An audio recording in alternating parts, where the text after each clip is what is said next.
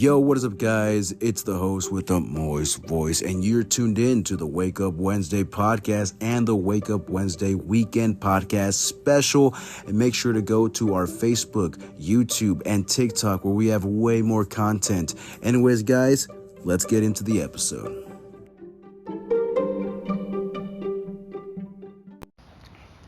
Podcast with the podcast, ladies and gentlemen.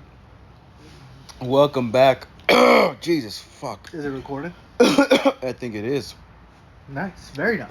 We're 10 seconds in, so not too shabby. Welcome back to the Wake Up Wednesday weekend podcast special, where we're buzzed already. How's it sound? Tim? How's it sound? Timothy. I gotta raise it up a little bit. How about this? Yeah, we're good. You know what's insane? What was that? Is that you have these bottles out here, and all these flies are in it. I'm the Lord of the Flies. Not even that. That's a good fucking way to catch flies. They keep out of my way, and after I caught my first bottle, it's crazy. I was like, I'm gonna capture the next couple of bottles. It's fucking insane, because I've never seen any of them move, but now they can't get out because they're fucking buzzed. The moment they're in, for some reason, I have yet to see one escape. Well, the moment they fall in, if it's empty. Even if it's like full like this, like you know how this doesn't have liquor? Yeah, I think one tried. One was so close. About too close. One was so close. For some reason, most of them, I see them fly up to here. And then they just like... Dude, this guy's not even flying away. Oh my fuck! It flies, bro. You know what? You gotta see this. Fuck! You gotta see this. Fuck! Ah! He's dead. Oh! He's so fucked up! Dude, poor fly just got his shit singed. Imagine. Oh my god. You being the fly and a god entity like myself who doesn't think much of a fly. Who just thinks this is nothing. This is... We are in a drought.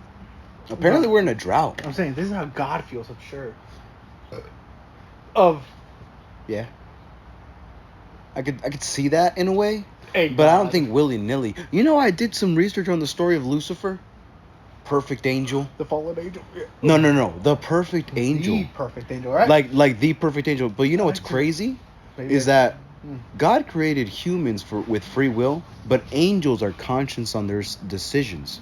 Correct. So we make decisions every day, every second, every minute, but we know what our next processes are. Angels already know what they're going to do. So Lucifer was a perfect motherfucker. What's crazy is he consciously knew to go, like he wanted to go against God. So he got some other angels and said, yo, this guy ain't that big. You know what I mean? Let's fuck him up. It's time to... I'm the perfect of the perfect. Let's fuck him up. And then all the angels are like, yeah, sure. Let's do it. Yeah. I'm with you. Fucking Lucifer. And guys are like, you know who fucking created you, dude? Get the fuck down there. Go. Just scat. So he's not really... Michael. Is it really a voluntarily... Because I don't think he knew he was going to be banished from heaven. I think he consciously knew that if he went against God, he might have a one-up. Because he has other angels. Mm-hmm. But he slipped. He fucked up. Man. That's what makes it like, you know, like, why is there any sympathy for the devil? I have a whole bunch of sympathy. But why, if he consciously knew he bit the hand that fed him? Like consciously, he can't be a human. He did not have free will. He consciously knew he was going to go bite the hand that... But what made him what's perfect? Going to happen? What made him the perfect angel? He was perfect in so many ways. Was it his looks? Everything. Was it the way he thought? Everything. Or the way he thought? Everything. So what if the perfect thinking, the perfect angel, knows, hey, if I fight against God himself, there's a 99.9999% chance I will fail. 100%. There's a 1% chance. No, there's no. If there was for humans, because you have to think of the realm of impossibility. We're only humans, but these are angels, different universe. They don't rely on science. They don't rely on philosophy. They don't even rely on whiskey. Yeah. They rely on ultimate conscious being, different entity. So they know that if they are so conscious and they go against God, there's 100%. There's no likelihoods. There's no different other possibilities like us humans can think. You know, we can say 99.9 for humans aspect, but these are otherworldly beings we're talking about, where they have 100% chance if they bite the hand that fed them, they're done. They're gone. Then in that thinking, in that aspect, I would say this. It's not my thinking, but it's just response to your thinking. Mm-hmm. The the devil did that because he really wanted a kingdom of his own. Mm. There is one. Is it the black and white one, I believe? It's just a black one. I see one of your babies. It's Look not at a gray one, is it? it. It is. What? Look at the gray one. One of the gray Look ones at your is little it? kitties. I am He's surprised. out. Go get him. She's out. He's not really the adventurous one. I see the other guy that's the more adventurous one. Yeah. Back to your thinking. So so in a sense, he knew in the most controversial way, he knew that if he went against God, he would break the clutches of heaven and create his own kingdom. Correct. But is it the greatest kingdom of all? Because if you have sympathy for that kingdom, But why would in you that have? aspect, Why would you have? in that thinking that Mhm. you have? Mhm. I would have no sympathy for that person. But I have a different thinking that's not from your thinking. I think of the No, devil. it's not even thinking. It's like No, if no, we no, even no. believe. But we don't know the devil. You didn't talk to the devil. No, but if I we haven't talked to the believe, devil. because in your thinking, we go back to your thinking about the 99.9% chance, right? 1%. But if we know that the stories that portray Lucifer, the perfect angel, but consciously went against God, there's a 100% chance he was going to be banished for going against the ultimate good. In that story, your Right? story. Well, not even mine, just whatever any religion says. But I don't know if I could 100% back up this thinking of if Lucifer, well, and then again it goes just back to that same thinking. If Lucifer had that prediction of, like everybody else angel before him who wasn't as perfect as him, knew that 100% they would lose against God, Mhm. why would he do it? Unless he really did they know? Because God's the all-knowing. Well, you just said 100%. They all knew their future. They They're all conscious. know. They were conscious about their decisions. Yeah, that they But knew. did they know what was going to happen next? So we can be conscious. I can consciously say, I'm gonna go in the kitchen and get me another piece of carne, right? And do that right then and here. But because I said it, we're already 5 seconds from when I said it, but I'm not doing it. So consciously, I'm not doing it because I know that subconsciously I want to go get it, but consciously I'm not doing it. So an angel consciously says, I'm gonna go against the hand that feeds him, and does it. So it's on him. It's literally on him. Now us humans, we have free will. So that 99.9% chance, right, of me not getting that carne, I'm manifesting that 0.1% right now of not going and getting it. Just because I consciously want it. But my subconscious is making me stay here. It's very hard to wrap my thinking about this. We're fucking buzzed, bro. Yeah, it is hard. I just like even in literal state, but it's just like what you just said is very hard for my head to wrap around. Mm-hmm.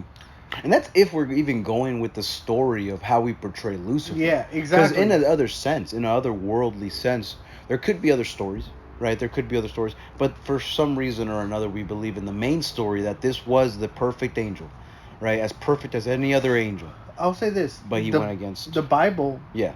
I would say it's up to interpretation. Yeah, I think that's what a lot of atheists say. Is that like you can take a book such as Hansel and Gretel, or like even Harry Potter, and that's up to interpretation. But the thing is, you can ask the author himself, and that's where we rely on multiple gospel scriptures from the people that actually knew Jesus Christ, that wrote it down. The Dead Sea Scrolls wrote it down. Mm-hmm. Now there is debate about if they were just on some type of psychedelics. I say I won't go that far. Well, in my opinion, I want to put a little bit of psychedelics in it. But why does their way of thinking affect one's thinking? Interesting. Well, for some reason or another, for the last 2,000 years, if one takes these 10 commitments, known as the 10 commandments, and applies them, which is crazy how we're talking about this and the sun is just shining on us. revelation. we're here having the sun is all like it was been raining all day. It stopped raining. Now the weather said it was gonna stop raining. I'm not gonna lie, but for some reason the sun is just perfectly on us out of the sunset. It's fucking Wichita. But it is. It's a beautiful Kansas. It's Kansas. in Kansas general. landscape. You get the beautifulest sunsets. I see why Californians are coming here and taking up all the fucking real You estate. can have all 4 seasons in one day. Jesus. Oh my God. Yeah. Before I get to that, so back to this. It's like for some reason, if you apply these 10 commitments and commit them into your own personal life, you get a better off life What than are what you these had 10 prior. commitments you speak of? So I know a few. I know a few off tops, But I don't know all. but shit, right? So what are the 10 commandments here? The 10 commandments. Puta madre. Oh. Now all of these are set to interpretation in a sense, but they are described entirely within the Gospels, so you got to do more digging. Right. Yeah. It explains it further into the story. So one is you shall have no other gods before me. So you have to believe in one God, that is our Lord and Savior, Whatever your Jesus God Christ is, of right? Nazareth. Let- Well, let- this is pertaining just to Christianity, Catholicism, unorthodox or Orthodox But Christianity. I want to bring it to the mass. Okay. To the generality. Okay, so Pick a God. So okay, and Pick we a can God, and we alright? can actually Jordan Peterson, 11 minutes 28 seconds decides to say that your God is the highest conscious. Correct. Whoever that Psychologically, it's whatever your highest conscious says this is important. God is. And So if you're an egotistic motherfucker, if it's you, yeah, if think you're of putting yourself, up here, because you know he's looking down on you right now. but then if you think yourself as so high up, then any decision is okay. But that's Well, not it. is So it? in any so if you want to be amazing at your job, Yeah. you put the job as God. If you want to be amazing at entrepreneurship, sales is your job. If you want to be the best drinker ever, drinks is your God, right? Yeah. If you want to be the best sex addict, the best sex god, guess what? Aphrodite. You're gonna have to go out and get Oh, some chicks to that fuck, too. right? I don't even know what you said there. Aphrodite, the goddess of sex and love. Yeah, there's a god for the biggest dick Yeah. in I think Mesopotamian god Dinosaurus. culture. I'm not sure what's his name, He is but there is a god for one- the guy that wants the biggest dick and portrays himself as this. Since this is the biggest one that I know, it's the end all be all, right? But anyways, you shall have no other gods before me. Choose a god. You shall not make idols. So you can't idolize anything, or Yeah. no anyone. I think anyone idols. If you have this god, choose this god. Don't choose worship. other- Yeah. Don't worship any other lessons or anything. Mm. If you choose this, stay with it. Stay with it. The path of less resistance. Yeah. Physics. We could even apply physics. Physics. If you want We're this applying one to the path, mass. If you're you want this scientific one thinking, path, right? Because in orientation leadership, there's this one example that the moderator says, the whole leader says, we think that progress is a straight line, a linear path, but it really looks like it starts and then it squiggles and then it goes up and down and a turn around and then it finally goes up. I disagree.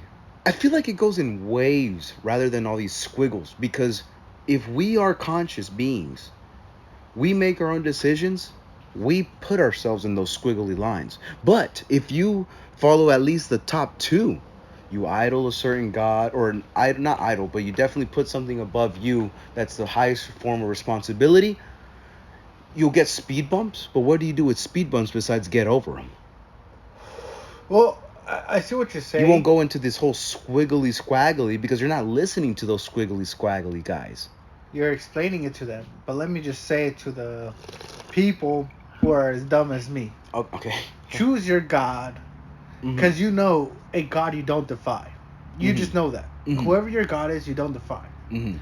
So choose that god who you won't want to defy. What morals line up that you won't be able to defy them? You know that's my ideology All right. of a god. And you shall not make other idols. Correct. And then you shall not take the name of the Lord your God in vain. I don't understand that. Honestly. So a good practice, or at least a good thing that Jordan Peterson says, is that like that might mean not swearing, right? Don't put like, oh my God, you can't say God, right? But in a sense, it's God fucking not? in a sense is don't blame the highest form of whatever responsibility that you took and manifested, and blame it.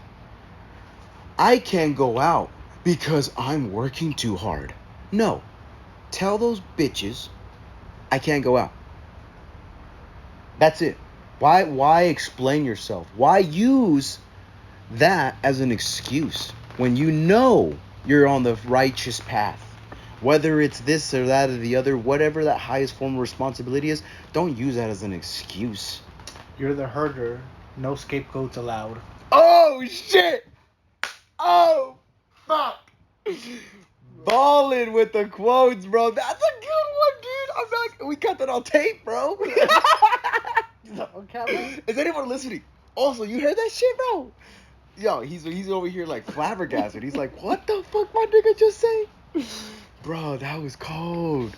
That was one more time. Can you remember it? I'm so weak, bro. That was cold. You're the shepherd. Yeah. No scapegoats allowed. No scapegoats allowed. Bro. Casper likes that shit, bro. You want something. Bro, that was cold. That was cold, yeah. So you can't use the Lord's name in vain. Yeah. Don't use a scapegoat. You know, just do it. And don't say, "Oh, it's because." No, just I got higher priorities. Yeah, higher priorities. You changed. Yeah? What else? Good. Yeah, what No, what else am I supposed to do? I would say, what else have you noticed? A rose wasn't the same. It wasn't fully bloomed 2 weeks ago, or even a day ago.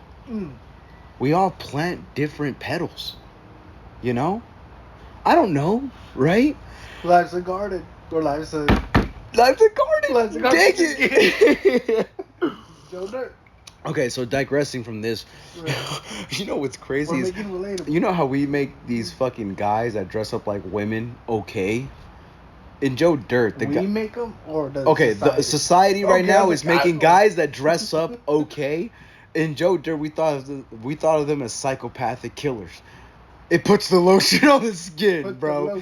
It puts the lotion on the skin. Yeah. He was gonna skin you alive and wear your skin as a fucking dress to just hang around the house. But nobody will ever blink an eye to that guy outside. Oh my god. When he was outside the house, he looked like a regular guy. Buffalo Bill, bro. You want to look for your parents? Yeah. Come this way. How's it going?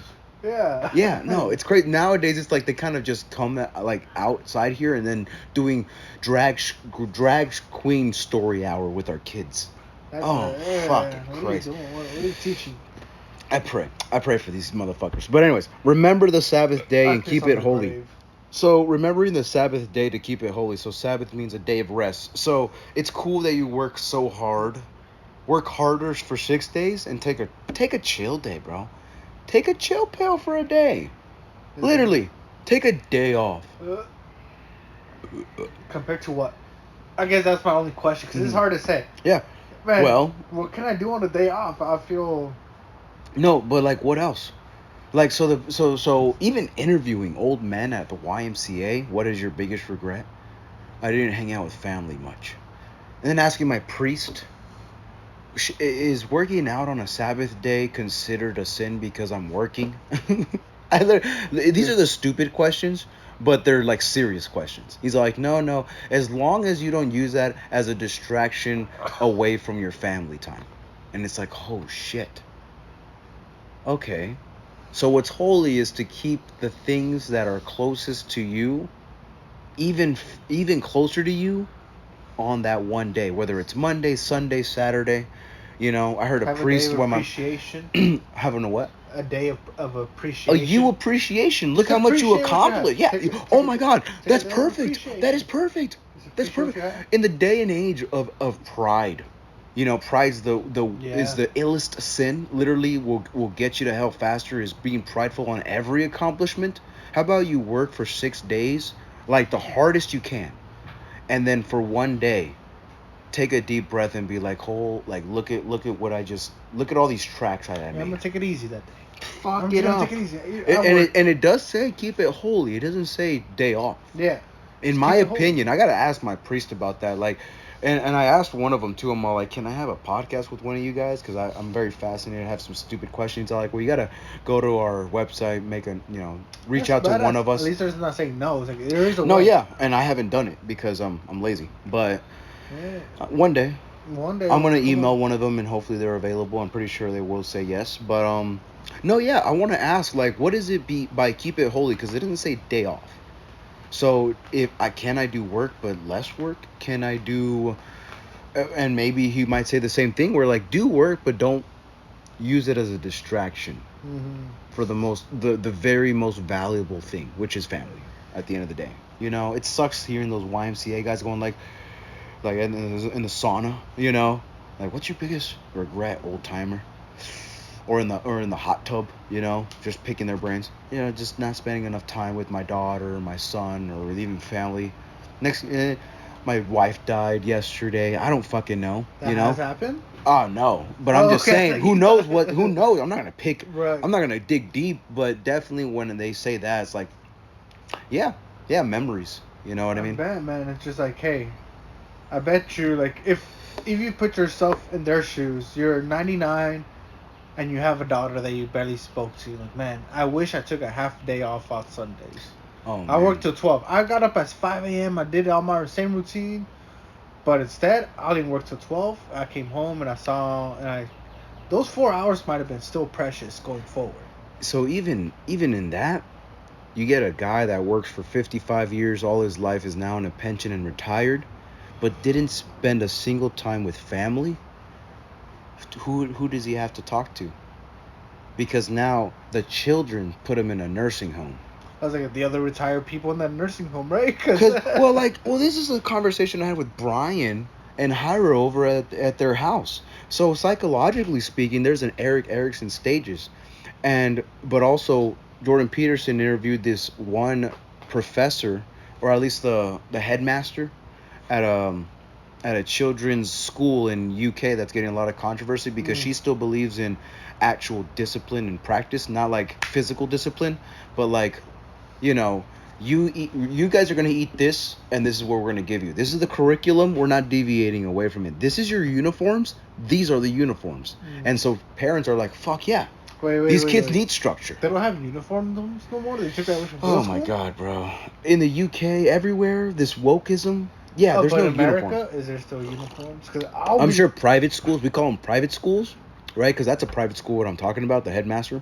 But the thing is, it's so controversial because all these minute amount of people that don't have structure and have these hedonistic tendencies and think that's life go like, you can't control my kids, all this other stuff. Like, no. The biggest thing that they said was, would you want your kids to be your friends as kids or as an adult? Because you can't have both. So if you're friends with your kids as kids, they're going to resent you as an adult because they've always seen you as a friend.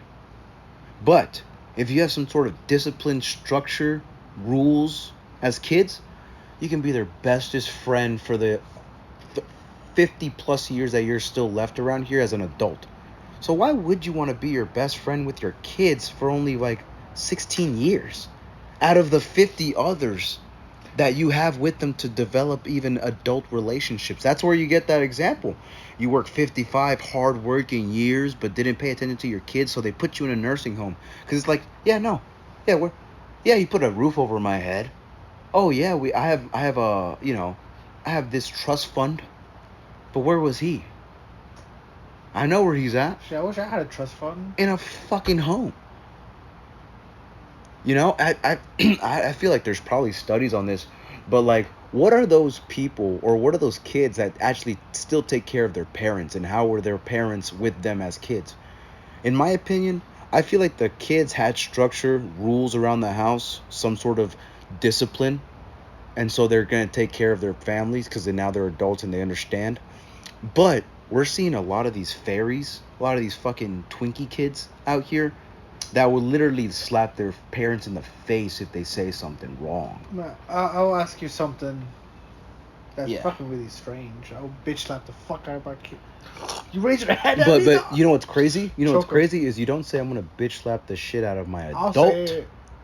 Out of when he's 22, I'll still bitch slap the fuck out of him. if you're he's gonna 22. bitch slap your kid at If 22. he disrespects me At 22. at 2010, at fucking 2029, And you don't think he's gonna do something as an adult I wish you would. who's been nurtured from you, but natured by nature, is not gonna retaliate. I want him to punch me. Do it, dog. I'll bitch slap And when the he fuck does, you're gonna. The tables have turned now. Who's changing whose diaper? Well, let's see who ends up at the end of the fuck. Let's see who stand up. We don't have kids, by the way. Yeah. We don't have kids, by the way. We don't have kids. So we don't. Right? So we really don't. We really don't understand, but you I know, don't this know, is all man. theory. I would This is all torture him, theory. bro. I would torture him. I would have taught you this Bro, motherfucker. The fuck you doing, dog? No, but Oh, what the fuck was I gonna say? I was gonna say something, and I totally fucking. I taught blanked you out. this motherfucker. Before that, what were we saying? Structure. Kids. Would you want to be your kid's best friend when they're kids or when they're adults? Because they're adults longer than they are kids. Because they're more in my opinion, they're more Awesome. natured than nurtured. Because if we take that aspect, you only nurture them for so long until nature comes out and bites them in the ass. Is it? In my opinion. But what if the nurture is the pillars that people stand on that help them get through nature? Okay, but how long are you going to nurture them before nature comes in and bites them on the ass? And you just hopefully hope That the pillars were strong enough to keep them standing? that kept them standing, that kept you standing. No, but here's the thing. I dig it. There's no negating the fundamental basics or the foundation, like a concrete you are that layer. foundation Yeah. to your kid. You So know? that's a sense of pride. I laid the foundation on the kid, but he still has carpet over the foundation. He still put wood flooring over the foundation. He still has tile over the foundation. There's still other aspects, still different pillars on top But of you pillars. would teach this kid how to do all that, right? Okay, but here's the thing. If he was natured more than nurtured, because in my opinion, if we take the aspect of nurture from my family tree, is basically from like 1 to probably around like 18, maybe 19. Mm-hmm. That's when I kind of moved out and I started like having my own opinions on things. Right. But I'm still living with my parents. But do I listen to them? I'll be honest. They're pretty practical. I'm more analytical. But that's because I've been natured by analytical thinkers in academia. My parents dropped out in middle school or like high school, you know? Right. So I feel like they can learn a little more from me rather than... The tables have turned, essentially, in my opinion. Oh. No, I feel like the tables have turned in my opinion. Really? Yeah. So this is where I put those other pillars on top of their pillars. So do I denigrate their own pillars that they've structured for me? No. But eventually, at some age, whether 40, 30, 50, the same pillars that I've put on top of theirs are equivalent to the same pillars that they taught me. So would whether you take care of them? Of course. No, still. So I would say that they're nurture one. And so because because they took care of me and I took care of them, it all comes back full circle and closes. And so nurture just won at the end of the day. Nature won at the end of the day. I was saying, yeah. So in that thinking, if I wasn't, if you're like, no, nature bro, won. He could go to the fucking street because it's more financially better for me. All this, I don't gotta worry. X, Y, and Z. Cut them off completely. Nature wins. Nature wins. Completely. If it was up to me, naturally speaking, why would I want to take care of another fucking empty soul in my home? And waste another bill, raise up all this shit, I have nothing to lose. You're nothing but a waste of product at this point in my home. Mm-hmm. I'm not a liability. You're It's a liability. I'd rather pay some form of money yearly to know that you're taken care of than worry about that myself. Yeah, but will you spoon feed them? No. Oh well, at If 90s, if they're 90, you know. I am nurtured, so I would take care of my parents. Natured. I'm natured. Oh, I'm natured. Yeah. Well, no, I feel nurtured. like I'm more natured, No, right? So like let's put it there like this. They put down these 2, 4, 6 whiskey bottles here, but in the sense of 10 years later, I put 8 on top of that. So 2 fall. but I'm still on top of 6 and 6. But then on top of that, I stack up 6 more, right? I feel like that's where nature comes in. You're nurtured to an extent, but you have to, in my opinion, be influenced from the people around you. This is a good point where me and Haro were texting back and forth, and he was going like, I ride my own wave. And it's like, I feel like that's a fallacy. It's pretty hypocritical because I ride the waves of Ramsey, Peterson, the Renteria, the different waves to make me, the person who I see in the mirror. Right. So we're all an amalgamation of different waves. I really don't feel like there's this one wave. I feel like that's really, and even homeless people don't have their own wave. They're following other homeless people's advice, for God's sake. Right. Now, the one wave that there is a wave would be like the person that runs the world. That's a very small amount of waves, you know? But even you have to ride your own boss's waves because you have to clock in for him. He signed your checks.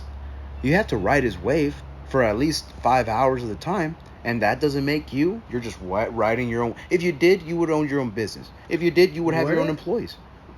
If you did. Well, I feel like I can't touch your bosses, my dad's bosses, Hiro's boss, their waves. I haven't met them, right? But I'm not at their level. I can't see eye to eye. Financially, or what type of way? Have you unable to see this guy eye to eye? Yeah. Definitely in the financial scale. Due to that financial difference, you're unable to see him eye to eye. What if there was no financial wall? What other wall would you face? Personality. The personality is such a big difference that you're unable to see him eye to eye. Yeah. There's a reason. And this is not being mean. No. There's a reason why you're counting numbers for him. Right. He knows how to do it. He started from scratch in the same, doing multiple positions, including yours. But he's so smart that he got other people to do it for him. That's Hiro's position right now. Mm-hmm. He's splitting up. He's diversifying. He's having you do my numbers. He's having me do some marketing and research. Right? So he's only getting smarter, right? But he's still under someone's thumb, you know? That's where that comment comes in, where it's like, my boss told me I'm old school, you're old school, so you won't improve until I'm on your ass. It's like, no, at least not for me. At least not for me. You ride my ass long enough, bro, I'm gonna buck. I'm not. Why? Because I don't need the job. I'm not clocking in nowhere. You know, 15 jobs, 18 jobs later, I still don't clock in. I get contracts from DoorDash, so I guess my God is DoorDash right now. Other than that, do I answer to anybody besides the DoorDash gods when I am doing that fucking, food delivery order? As soon as I complete the order, I'm Eric. So it's like only for a minute amount of time. But do I have to like clock out for lunch and yes sir, yes ma'am? It's a fine line. Well, it sucks whenever I hear these so I did a Papa John's order, and this one lady was just, I like to conversate with people. Right. She's all like, some people are very impatient with DoorDash. Like, I get DoorDashers and they're very impatient. They want their food right now, right then. I get it. In a sense, I get it. You're missing out on other orders if you wait here long enough, right? But I even tell her, no, it's our job to wait, dude.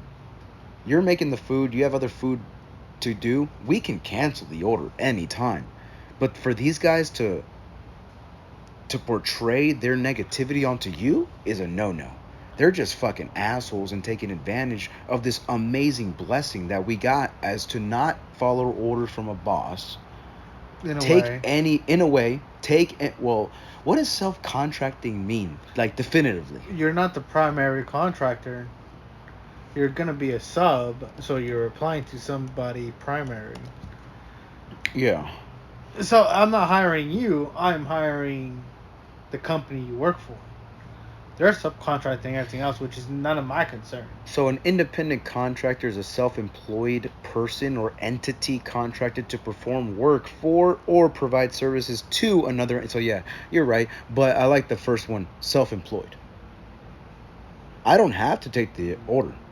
I don't have to take any orders But you're today still responding to the ultimate entity. for a set amount of time. For a set amount of time. But am I confined to the orders of some egotistical asshole who gets on top of my ass for not doing a single work? Do you have rules to follow?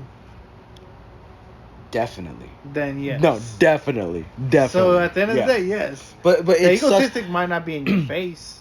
He might not be in your presence. Mhm. But he is there. It's there. He is there. It's there. It's definitely there. So you It just- also have this ultimate crazy Yeah, boss. yeah. That over I mean, your head. that's why I kind of do everything I can to prioritize, be top dasher. That way I can dash whenever I want. It sucks hearing these other dashers going like, "Oh, I fell off because I didn't accept these orders," or because you got to meet a certain standard. Mhm. There's standards. You can't just do dash. You gotta meet a or- quota. Gotta meet a quota. Gotta meet a quota. Hey, working for a company. bro. Unfortunately, I get to do that on my time. Because it That's- is. I mean, at the ultimate end of the day, they just give you the freedom to do it when you want. But you're ultimately still working for an ultimate company. The only way in my mind that Mhm. you're able to overcome this obstacle that you're saying would be, I run a similar app to Uber. I'm the I owner make of Uber. yes, Yeah, gotcha. I make the Gotcha. rules. Yeah. I don't follow nobody else's rules. Literally, I make the rules. Yeah. Currently, you make the rules on when you clock in, Mhm. clock out. Mm-hmm. But everything else, you do have still ultimately. Standards. There's still standards that you have to Standards, yeah. meet. There's still rules, X, Y, and Z, terms Mhm. and conditions. So you're still part of the system, unfortunately, my friend. For a set amount of time. But once I confirm and complete that order, whatever the hell I want. At Quick Trip, as soon as I clocked out, I smoked a blunt in my car. Mm-hmm. Because no manager was going to look at me different. Right. I'm off the clock. What do you give a shit about? There's some egotistical managers that are like, what are you doing? You posted this on Facebook on your off time. That You're was making hilarious, you're right? making the company look bad. Because you work for me. Oh my God. Is that in my bio? Did you say you worked at Quick Trip? I signed a contract. But I didn't read it. On your Facebook. Did Yeah. you say that you worked? Oh at no, Quick it's Trip? just an example though. Oh. There are some companies out there. That was the biggest drill that they did in high school when applying for jobs. Like, be sure to be careful with what you post on Facebook because employers really do, before they hire you, look on your Facebook and see what you believe or see what you're talking. That was one of the biggest thing about doing the podcast while working at Quick Trip is talking shit on the customers or anything that happened. But then as soon as I quit, I was like, no, yeah, here's all the stories that's been going down. Cause give a fuck. I don't work for them anymore. And so, yeah. So like, what's crazy is like DoorDash hasn't come knocking on my door because of all the DoorDash tales, or like those guys that live stream on DoorDash and like prank people going like, let me just check if your fries are good, and then eat the fries, but they ordered the fries, themselves, and so they like pretend. So they have a bag. Oh. Yeah, and then they eat the fries in front of the guy Yeah. or the girl, and then they go like, motherfucker. It's like, nah, I'm just fucking with you. Here's your food, It's like, it's just for my YouTube, Yeah, So like, that's funny. there's the freedom. Just for some reason, if you're under a thumb of somebody bigger than you that signed your check, those are the structures, and it goes outside of work. It goes outside of work. I beg to differ. I don't know. It doesn't affect me outside of work. Well, definitely. That's what I was like, man. It's Would very you hard. be at the leadership conference if you weren't working for the company that you were in now? Would I be there if it wasn't for them? I wouldn't have been there if it wasn't for them. Because the guy writing the check said, for some reason, this will inspire a select few. Was it a select few or was it the whole staff? It was a first come first serve open seating. Oh, so you voluntarily went? Yeah. Nice. I was like, I'm curious of why Yeah. people are so open to going to speeches. Cheers. Oh, thank you, good stuff. No, yeah. This was like, man, I want to see. That was open to everyone. Yeah. He's like, whoever signs up the first, I think it was 8 people. First 8 people who want to go, come on. And I was like, man, what is so special about these motivation speakers? I never attended one, and the ones I was a part of was in school. Or and even seen on YouTube. Seems cliche. Yeah, let's go. Yeah, all that good Why do I jazz. want to Yeah, be part of that?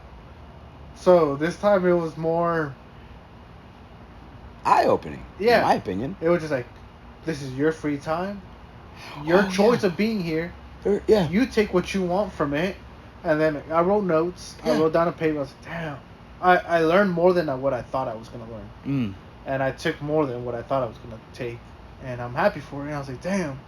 So this is why people will pay for an hour session of Jordan Peterson's time.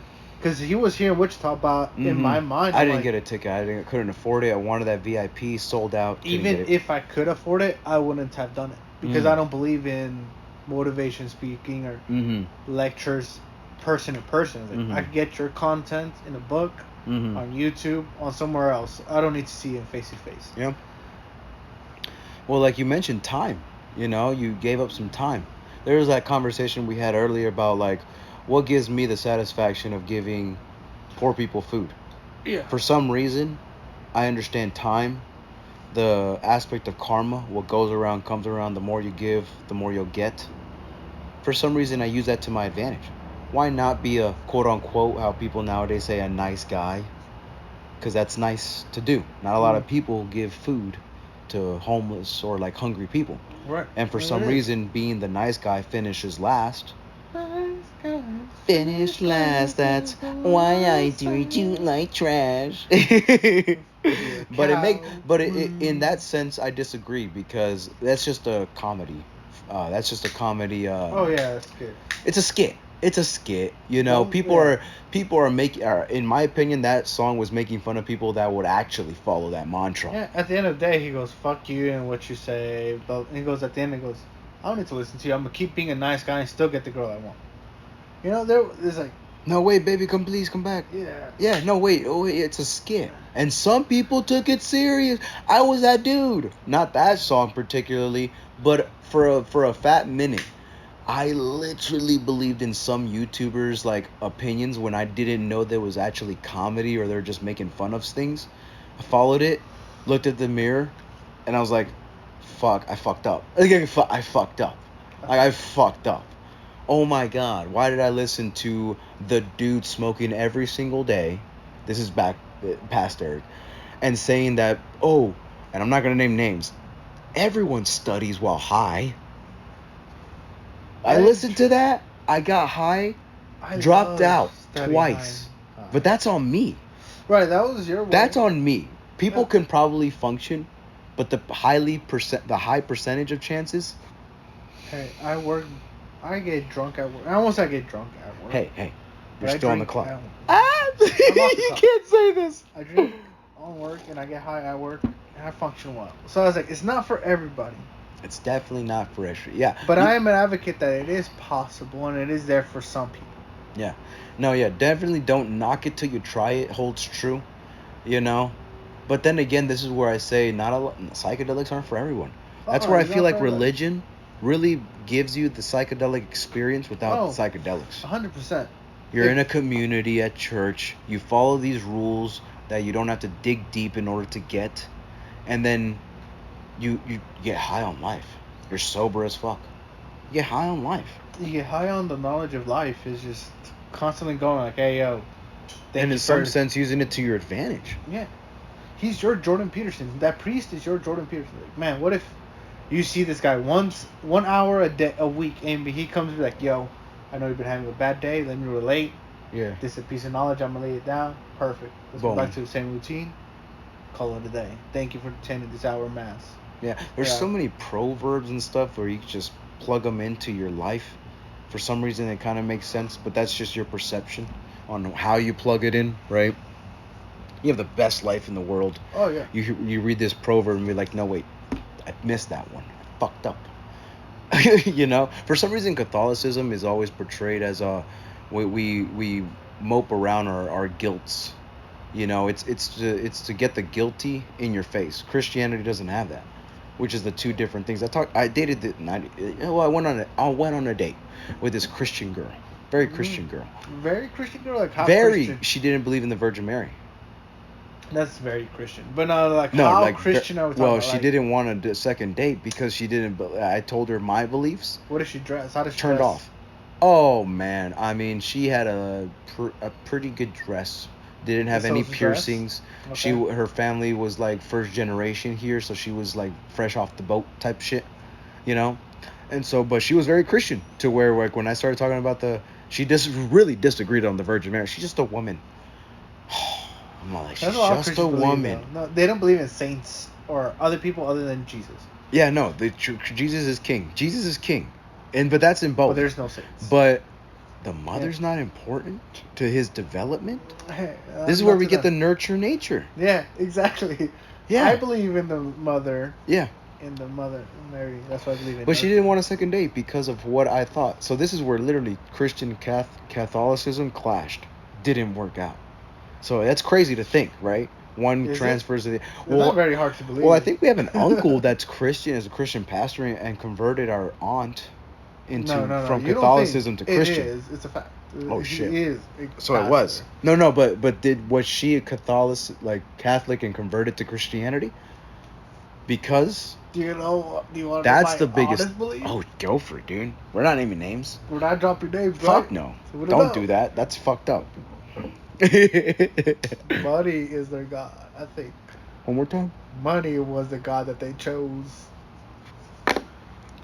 Facts. I'm gonna take a piss and I'll talk about it right now. What? Keep it going though. It was just like, you know what? It's change of religion. I think did not have nothing to do with it. The priority changed. It was, I enjoy this inflow of cash and wealth and prosperity that I am providing for me and my family. Why give this up? Build on it. But still follow your own religion deep down inside. You must still feel keep very well. Is what I think people feel. But if you deep down feel a different way than the path that you're following, then damn, your goals are not aligned. You need to align your goals. Maybe you have a happier life, or a more congruent, a more linear life. If you think your life is full of ups and downs and waves and crazy swirls, line up your goals. Then you'll get it. Yeah, no, I totally agree with their influence is money.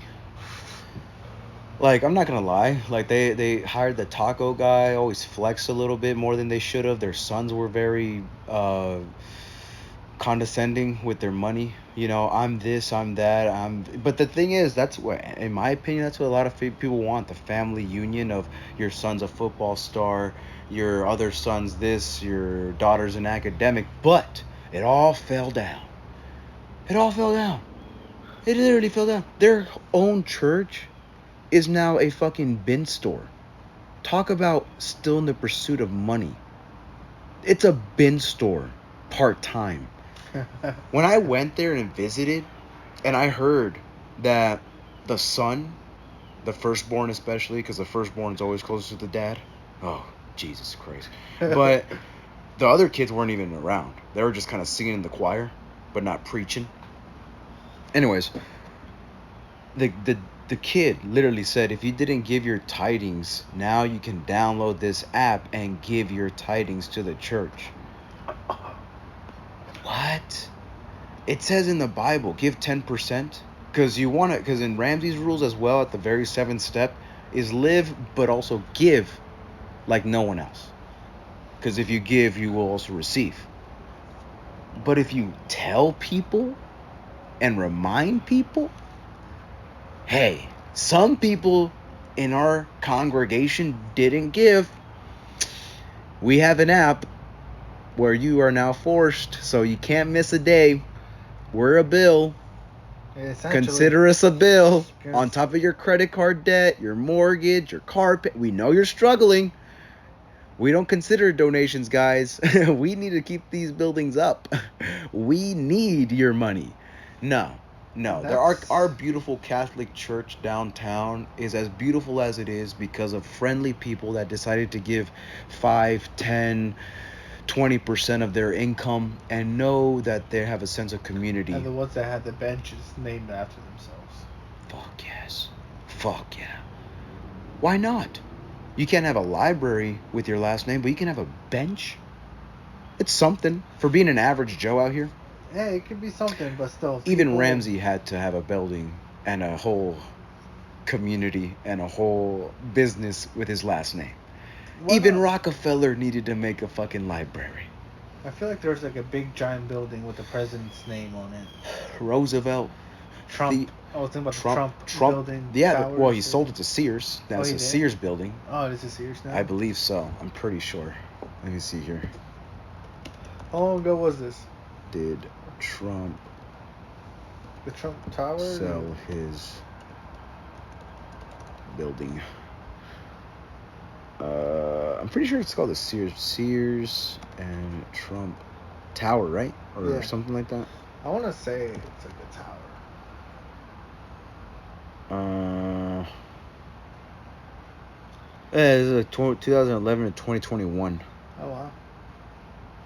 But I'm pretty sure he bought it back or some shit. Because Sears is obviously went bankrupt. Yeah. I mean, but that's in Chicago. I know he still has a Trump Tower in Chicago. But in New York, I think that was bought out. Which any entrepreneur, when he makes a business, it needs to be bought out. He made a fucking in Home Alone 2. Yeah. Trump was in there. Fuck yeah, dude. Where's the check-in desk? Down the hall and to the left. That's it. That was his cameo. Legendary, bro. Down the hall. And then when he turned, and then the kid just kept going, and then he turned back on like, you don't know who the fuck I am. Right. He literally turned back and said, I don't know who the fuck I am. Donald fucking Trump. Hey, I'm from where was Home Alone from? He was from Kevin McAllister. He was from Chicago, I think, or something. He was from some Midwest area. Where was Kevin McAllister? Yeah, where was Home Alone 1 based off of? Where was? Because I know that in Chicago, in Home Alone 1, they went to a park where they went the pigeon lady. So I know it was... Yeah, Illinois. Yeah, Illinois. Illinois, so Chicago? Not Chicago. Oh, yeah, Chicago, Winnetka, Illinois. Oh, okay. Mm-hmm. And then they went to go visit New York. Or he got lost. No, yeah, he got lost. So they were supposed to go to Florida for vacation, and he just got on the wrong flight. He thought his dad was... He thought the dude, his dad wore a J.C. Penney's fucking trench coat that any guy can have. That was on sale for $40 that week. And every guy had it, and he thought this guy that was the same height, same hair, was his dad. And now he's in New York. He's looking for his family, going, where the fuck are these guys? Looks outside of the window. I think I lost my family again. But no, yeah, Trump's a legend. But Trump 2024, all day, every day. I enjoy that movie. It gives me in the holiday spirits. I enjoy. What's crazy is I don't enjoy too much sequels. The second one was. I don't enjoy too much trilogies, like the third one in the trilogy. But Back to the Future 3 was better than the sequel, better than the first. I'll say it's the most memorable.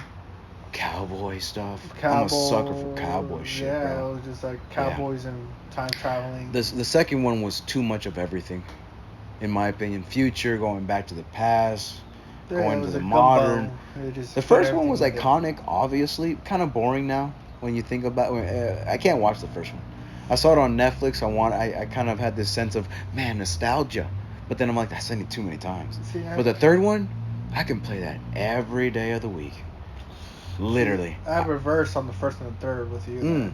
The third, I was like, but it's the first, I could keep watching over and over, just because I was like, yeah. When he gets his fist ready and goes, "I'm get you back, Butch." Oh shit! He just swings at his motherfucker. That build up, I was like, I know you're a peeping Tom, bro. For some reason, the scenes that always get me on the third one is probably just like when they're dueling. You know, Butch's grandfather. What's his name? I forgot his name. Butch's grandfather, because it was Butch's grandfather, or like great grandfather in the West, Old West. Bulldog Cannon. Bulldog Cannon. Yeah, I hate that name. I never liked that name. Bulldog Cannon. 12 p.m.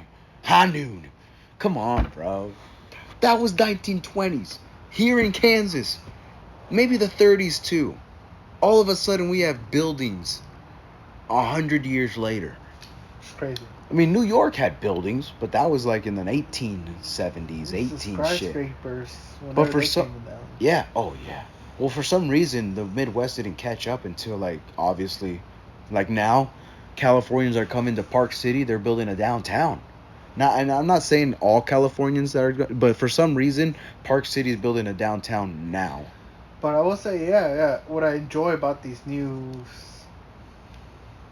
city folk that are coming into Wichita would be that they're bringing in their ideas. They're actually having a stationary parks, a business park. They're having a nice little section areas of greenery to build a little community of events. Yeah, but their ideas follow. Their Californian ideology follows. There's just more woke people now than these conservative good folk in Wichita, Kansas. If you're that easy to follow, yeah, I can see that. Well, That's a bad. when but you- the when real you- estate. I shared a Facebook post on some motherfucker trying to sell duplexes at $200,000 each. Was he gonna fail? Probably not, because he knows that more people are still like traveling to Kansas. So Right. California's got the money. That one dude that let me cook out at his flea market, Oh, yeah. he bought the flea market. When he came from California, put a very mill, low price. he put a something down. He made this much, couldn't like struggled in 200K. 200K, but he was struggling in California. But when he came here, bro, he's got a house in the estates, rides a solid car, bought a business, all these things because Oh, yeah. he came to the Midwest. Essentially, it's like I spent half of my fortune Yeah, oh yeah. for a business, Mm-hmm. a home, Mm-hmm. and a nice car, Why wouldn't you? and I still have another half of my investment to rely kick back Boom. on. Bam. I was like, damn, dog, Come on. you is doing Flex. it. You Flex. bought another piece of meat. That's as smart as I can. Literally, that's as smart. But I hate that the ideologies come with it too, because you still are Californian, so you think everyone's inclusive. You don't judge anyone. No, we're here in the Midwest. You're a female and you're a male. We don't go with the biological or non-binary bullshit. Okay? Has that come into Wichita yet? It's starting. We had a pride parade apparently. There's nothing wrong with Somewhere in a park. No, but What's here's wrong the thing. with that? You give them an inch, they take a mile. that. Let them It's not. celebrate what- It's not gonna be until 5 years later where they take up the whole strip and I'm door dashing, and it's closed off because these fags are going all over the goddamn street. I know you're an entrepreneur. No, I'm no, sorry no, it no. affects your business. Let me finish my point. These fags are going on all over the street naked because San Francisco wants to pledge for adults that just I'm attracted to little boys and little girls. So give me the right. Whoa. Next thing you know, San Francisco is going people that are just attracted to kids is a whole they don't have issues. That's just them. So we should have a law that doesn't discriminate against pedophiles and peeping toms and those streakers, because they're just streakers. Don't blame a few for the many. bro. When the moment it becomes into a law, bro. I would say, damn, you have a point. This place is disgusting. I've heard of these allegations. I was like, yeah, that's disgusting to me. And everything at this point, you're speaking to the choir. Yeah. But let's not blame just San Francisco. I'm pretty sure it's a few. If you give it an inch, they'll take a mile. That's the one thing I got Give them from. also a cookie. It's the book. What are they gonna want eventually? They're gonna want another piece of cookie. No, but eventually. Another cookie. And then. Another cookie. And then. Another cookie. And then. And then give him also a cookie, bro. No. You. At some point, you can't just give him a cookie. Yeah, he's no cookie. He's gonna want the. Where are you getting the cookie? I don't know. You gotta open something to get the cookie. You're not just getting out of your ass. Where are you getting the cookie? Yeah, but then Where are you getting the cookie? Just answer that question, dude. Dylan's. No, but like physically, where are you getting the cookie? I don't know if I can answer that. Aisle 2? Cookie aisle? I don't know. No. So you got the cookie from Dylan's and you bring it back home. What are you opening in order to give this fucking faggot a cookie? The cookie bag? Boom! He's gonna want the bag, bro. He's not just gonna want to give. He's not just gonna subdue himself on. Oh, I'm gonna accept this guy's giving me a cookie. Give me the bag, cause I identify as female. Give me the bag, cause I identify as female. That's all humans, I think. No, that's not all human. That's no in the 1980s and 1990s we had fucking wards for these fucking psychopaths. Awards? No, wards. Psych wards? No, psych wards. Psych wards. We'd put these kids in the loony bin because they thought that because I dress like a woman and I'm turned on, I can go to a gay bar. Okay, go to the gay bar. Leave us the fuck alone. Now, I can go into a woman's fucking bathroom and pray to God Ava doesn't fucking literally see a guy that identifies as a woman in her bathroom. Or she goes into a sport and some fucking butch motherfucker and these woke parents have a kid that identifies as a female and decides to wrestle or race against her or do gymnastics against her and she loses. I'll headbutt that kid. Dude, I will fucking knock the teeth out that kid, bro. I will knock the teeth out that kid, bro. And the parents. Yeah. Because they're not going to do shit. Those parents are going to do squat besides call the police. Literally. I will go. Literally. I probably won't hit the kid. kid. I won't hit the kid, but I'll go straight for the fucking... I'll go straight for the jug of the guy. Of the dude. Or the woman. You motherfucker. You fucking adults. You really think that kid identifies as that, or did you pressure them into it because of this woke ideology? And I think California has a law where, like, if teachers aren't obligated to tell parents that their kids are now non-binary.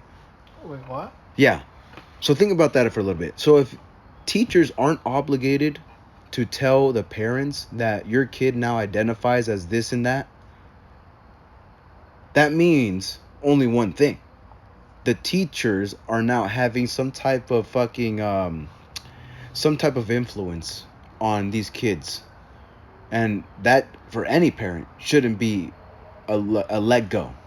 I raised my kid in Kansas as conservative as fuck. He knows he's a male, but we moved to California for better job opportunity. All of a sudden he thinks he's a woman, and the teacher says, no, we had a conference with your child and he just identifies as a female, and we don't want to judge him for that, so we just go along with it.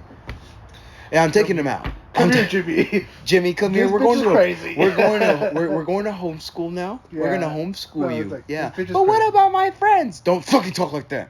You use your normal voice. You use your manly voice. We'll work on that, Jimmy. The fuck is that, motherfucker? Crazy. He's a hater. This father is not supporting his child wanting to cut off his genitals. Wait, what? Yeah, your son told me that he wants to cut off... He told you that? An 8-year-old told you that? Or did you just suggest that? Where did he learn that from? Did he come to you? Yeah. Or did you tell him that that's what people do? Your friend Jack got an operation last year, and he feels so much more like a woman. That's so sad. It actually happens. It does. I don't know if I want to believe that. That's hard to look believe. at the YouTube Jordan Peterson's video essay on butchers and liars. Literally, one kid is way too much. There are teachers, there are doctors, there are psychologists, there are physicians that are rushing kids into it because they think, because they're friends, or they see it on TikTok, that these people are way more happier as transgenders, that they go into a therapist's office and says, I feel like I'm just a woman. Okay, let me go tell that to your doctor. 2 weeks later, they have their dicks cut off, their breasts removed. And guess what? 10 years later, They have infections. They're always on probiotics. They're always on the pharmaceutical industry's dime, and they regret every single aspect and wonder why they didn't pressure them to just say, no, you're just going through puberty. You're just going through a thing. You just probably should stop fucking being on the internet. It's like a coke pandemic all over again, bro. It's like, hey, this makes you feel really good, but you're basing your facts on like these 10 minutes. Mm-hmm. Well, do you know what happens after 3-4 years? Yeah. No. These 10 minutes though. Yeah. This is where our facts are on. Yeah. You feel like this now. So We should probably get you into surgery. chase it. Chase Yeah, this 10 chase minutes. this 10 minutes. Chase this 10 Oh my minutes. God. And keep chasing it. And the whole sense of wokeness of we follow the universe and what it just brings to us. So in the whole universal sense of let's say you live for 80 years, you're gonna chase this 1 minute, maybe even 30 seconds of your life. I'm almost positive there's just a stats on it that it's very high, the mortality of people who cut off the genitals living past a certain age. Yeah, I think in What Is a Woman, Matt Walsh, he interviewed a transgender woman who just was more masculine personality than anyone. She was in sales, rode with the top dogs, so she decided to be a man, get testosterone and all this stuff, and then talks about how like she's just all on these pharmaceutical stuff, had different surgeries because her vagina has ingrown hairs because of the testosterone, so she has to keep going to surgery. Before she transitioned, she had like 3 kids, and she's only 40, but she looks 60. And she even told Matt, like, I'm probably not gonna live long. A 40-year-old woman saying that when the average age to die is 80, 40 more years of your life gone because you decided for 10 minutes of a second, you thought. It is like signing your own death warrant. It's like, hey, and Yeah. the doctor was like, hey, Yeah. by the way, there is a 70% chance you might die from this operation. Really? They don't sell you that. Is it by infection? Is it by complications? No. That's going to go 100% correct. That's nothing. You just might not live past that. And more kids, because when I told my English teacher that I was going to write a paper, the whole class went silent whenever she was telling, like, what are you guys going to write about? What are you going to write about? What are you going to write about? And I'm all like, I'm going to write the mutilation of children. Everyone went silent because they thought, oh my God, kids are getting mutilated, like voluntarily. And she's like, what do you mean on that? I was like, oh, like, kids identifying as this and getting rushed into the surgeon. And then everyone's like, oh God, I thought you were meaning something else and this and that and the other. Like, no, it's happening. And this is after watching Jordan Peterson's Butchers and Liars. It's like literally kids are getting rushed into surgery after they just think they're a man, think they're a woman. There's stories already coming out from detransitioners who are beautiful women, beautiful guys, and they just thought, because their friends who don't identify said you were. And it's sad. It sucks because they're never going to reprocreate. They're never going to have the chance to even feel the sensations that we have during sex. They can't feel that anymore. They can't. They remove the nipples. They remove your dick. They remove your testicles. They remove everything that's sensational. It sucks. It fucking blows, bro. And some people are waking up. And so that's where my definition of wokeness comes in. So like, you want to be woke, you want to be self-aware and do your hedonistic acts with everybody else and put your pride shit on everyone's faces, but I can't share the Bible in front of your face without you calling me a bigot or like a fag. It's like, I thought you guys were about love. You would think you would at least turn a page. No, I'm just this and that and the other and not about love. So how hypocritical. Yeah, at that moment, I've been thinking about it. It's like, damn. If people don't promote hate, you speaking up against hate, acknowledging hate, is all bad, I guess, right? Yep. What happens when marriages don't have dialogue or conversations? What happens when friendships stop talking? What happens when people you disagree with, you can't have a conversation with them? They get rich. Fuck.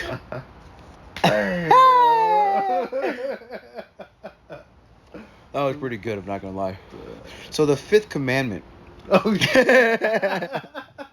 1 hour and 9 minutes into this bad boy. What's that? We're going to the fifth one. Yeah, yo, another shot? Honor Another your hour? yeah, fuck it. We're going for another hour. We got the American honey liqueur, not liquor.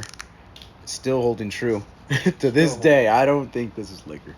It gets me fucked up, but it's not liquor. You can say it's the sugar. Put some water in here. Yeah, I got I want to go inside and get another water bottle. If I'm not going to drink it all. If you are, can you get me another one? I probably will, because this mango pineapple shit my mom made was actually pretty damn good. Fuck, is it good? I saw that tub and I was a little skeptical. I kind of want to put Splenda in it to make it a little sweeter. Really? 'Cause I hate sweet, so I think that might be perfect. Oh, it might be perfect then, for sure. Alright, cheers.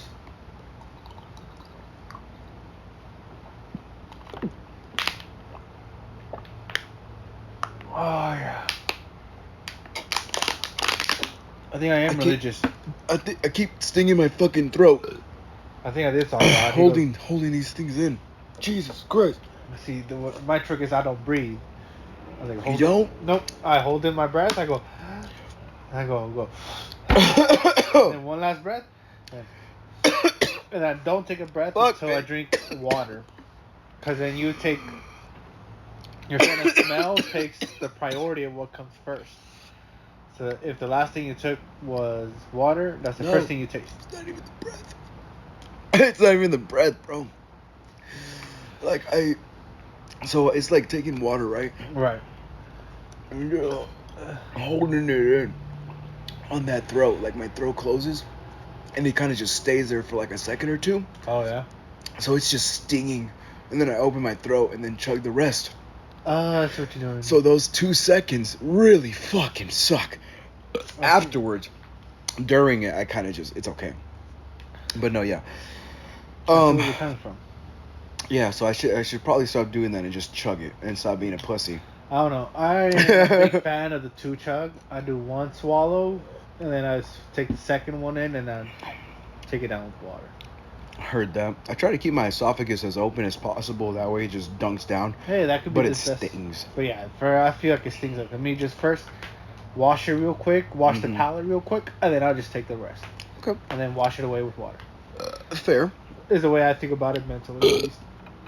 So the 5th commandment, honor your father and mother. I've applied this in a sense of honor isn't respect. What's it good for? No, is that? That's war. Oh, that's war. Not War. respect. What is it good for? Absolutely nothing. Oh. Anyways, Toy Story. honor your father and mother. And we can break that down to What is that? What is? what does honor mean? All right. Well, maybe we have to break it down to what the terminology of honor means, because does it mean? Yeah. Does it listen to your parents, or does it mean listen to the wisdom that they gave you? Not exactly what they said, but High respect, great esteem, adherence to what is right or to a conventional standard of conduct, regard with great respect. So I disregard my last comment going like I don't respect them, because I do respect them. But something that's not there is what you were just saying. Do I listen to what they always say? I think that's the way I shouldn't be- respect that- them. The way yeah. in my mind, I'm like, hey, Mhm. the way I respect you is the wisdom that you give me is I'll take it into consideration. Mhm. Because most other people I'll treat like homeless people, and not goes in one year, goes out another. But to you, I deem you as a little bit more high esteem or pedestal Mhm. below God. First is But God. do you know parents. everything? No. No. God knows everything. And so when I have those heart-to-heart talks and arguments with you, Mhm. it's because I love you. Oh yeah, I think that's where I mean, I have to have a conversation with my mom. I don't want our relationship to be around money. I know I have it, and I know you know that when you want me to grab something from the store, I can. But just respect when I say I can't. Don't look down. Don't say this or that or the other. You know, just know.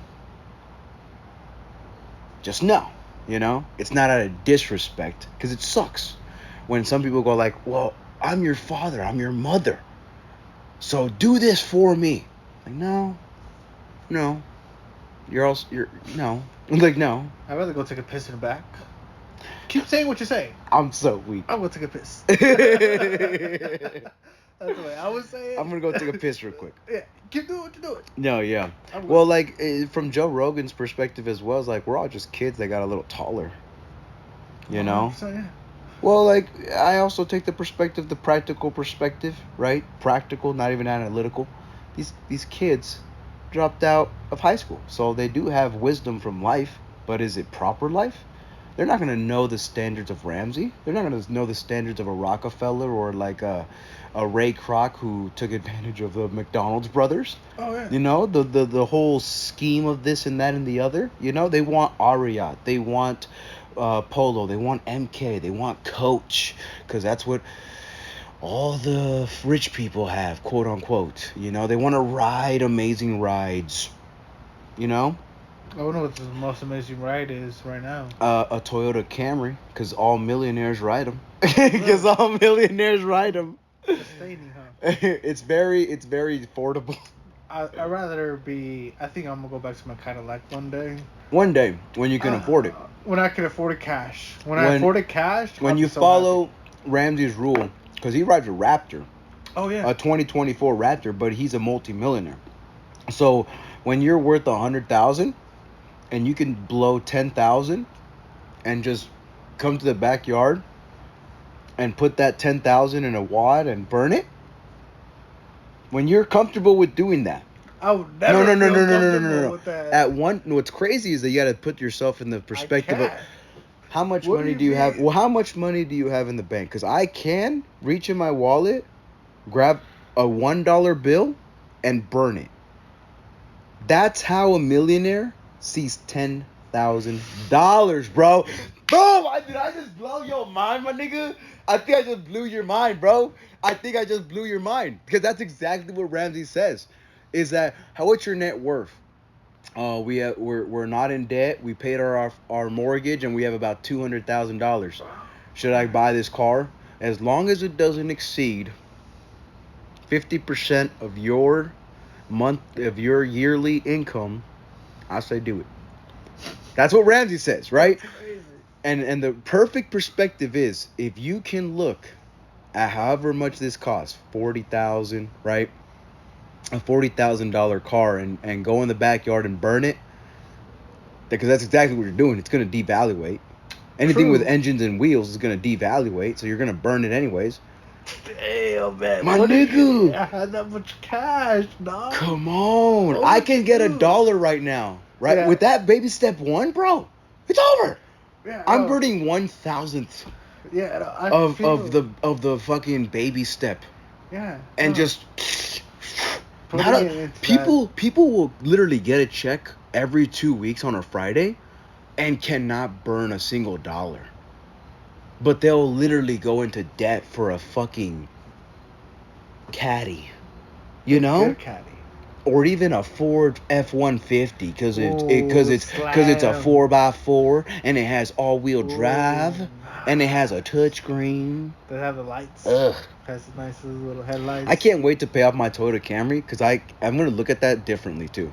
I feel like if I pay it off, because I'm in the process, what's crazy is I paid off my credit card. It was a heart blow, but it's a breath of fresh air, because now I don't have it in the back of my mind. Exactly. It's Man. crazy. It is insane. And when I chopped it off and I posted it on my Facebook, I'm like, I did that.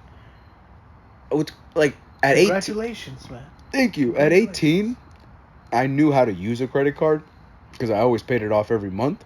But then once it hit me that I wasn't paying it off, because I said it was going to be for gas.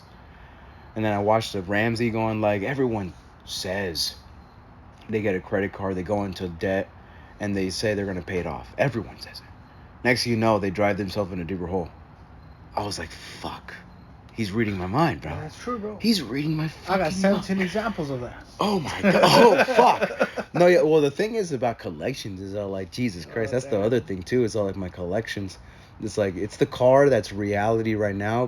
But even Ramsey gives those advices to people. Go like just let those credit cards go into collection, because then you can buy them off for 50 cents on a dollar or I am like 40 cents on happy. a dollar. I will say this. Yeah. I have $30,000 in collections. And you could probably pay that with about 10,000 Exactly. or 12. I did the math. I'm Yeah. like, whoa. No, yeah. That's a reality. I was dude. like, whoa. Yeah. The benefit that I have all this is that I have. It's all in collections. It's all collections. It's not I was like, let me check my reoccurring nothing. I was like, whoa. Your banks said he's not going to pay it off. Let me pawn this off into other companies that are going to pawn it off on him. And I always heard of this. Yeah. And they always send a text. They always send an email. Pay off your balance at 60%, 70%. I'm Yeah. like, let me call them and tell them at 80%, I got a letter the other day. at 90%. Have I told you this? Where I got a call when I was at the mall doing DoorDash, and I just listened to Ramsey's advice on negotiating, because all these guys want is money. Oh, at the end. Never occurred to me. I'm all like, she's all like, we're trying to collect a balance for your credit acceptance for $900, but Mhm. today if you pay, you can pay $400 and something dollars. And they're like, man, I only have $200 in my account. So, and I don't get paid till next week. Is that a thing? Let me talk to my manager. I was like, oh, no, this is not going to work. This is not going to work. Should I go lower? I just checked with my manager, and she said if you can put in $250, we can give the accept, and that's gonna go towards my credit, right? That's gonna put my credit above. Yes, sir. Well, I don't get paid till next week. I can make an arrangement. And I was like, let me call you back, because they're gonna keep calling. Yeah. They're gonna keep calling. They're not gonna remember this negotiation. Some other Bangladeshian's gonna call me. Yeah. Male, female, whatever the fuck. But they're not gonna remember this little negotiation we just did. But to even do it, that was a fucking mind opener. Now I'm gonna say I only have $100 in my account, That's what they. and I'm about to go bankrupt. Like I'm about to actually tomorrow. I was gonna and I have the 100, right? I'm about to file bankruptcy with my lawyer tomorrow, actually, and so like I don't have $100. Let me talk to my manager. You can do it for 150. Okay, I could probably pay that off. It's gonna leave me with no groceries, but I can pay that off. Okay, sir. What is your number? What is your this and that and the other? Boom, off. But I'll be honest, I didn't do it right then and there because I had it, because it was just kind of shady. I kind of want to talk to actually call the number from Right, credit I'd acceptance rather from the call. letter, and be like, hey, so I just got this letter saying that I owe $900, but it says here if I pay $350, it's gonna be forgiven, but I only have $175 in my account. Is there any way we can? Let me talk to my manager. We can do it for $225. Okay, I can do that today. I have about $250 in my account, so it's gonna leave me starving, but it's okay. I can do it. Okay, sir. Let's go ahead and do this. Blah blah blah. Boom. Off the table. I dated bitches that were in 25 collections, cents on the dollar. and they always said, I don't really care about the amount. At least I ended up with green money, with some type of money on their books, on their end. I'm like, damn. That's where that Ponzi As long scheme as all you comes care in, yeah. about is you get a payment, right? That's all we care about. Mm-hmm. So I was like, why not start low? Not like, hey, the price that you have, cut it at least by, I would say personally, 90%. Well, If it's $1,000, hey, when you take the proverb, the borrower is always slave to the lender. You let it go to collection, of course. Well, but you get that peace of mind of people not always calling you all the time. Because I got served papers. I got served to go to a court because LVND Home Depot decided to sue me, but not Home Depot. It was a collections agency that they sold the credit to. Yeah. That sued me. I didn't go, but they're still contacting me. Now, would I have better peace of mind if I knew that it wasn't in the back of my head? Yeah. No, hell yeah. It just sucks that a lot of people are getting like five 5 creditors on their ass every single. There are some people getting 5 David creditors on their Ramsey ass. said he knew the sheriff that was handing the papers him every day.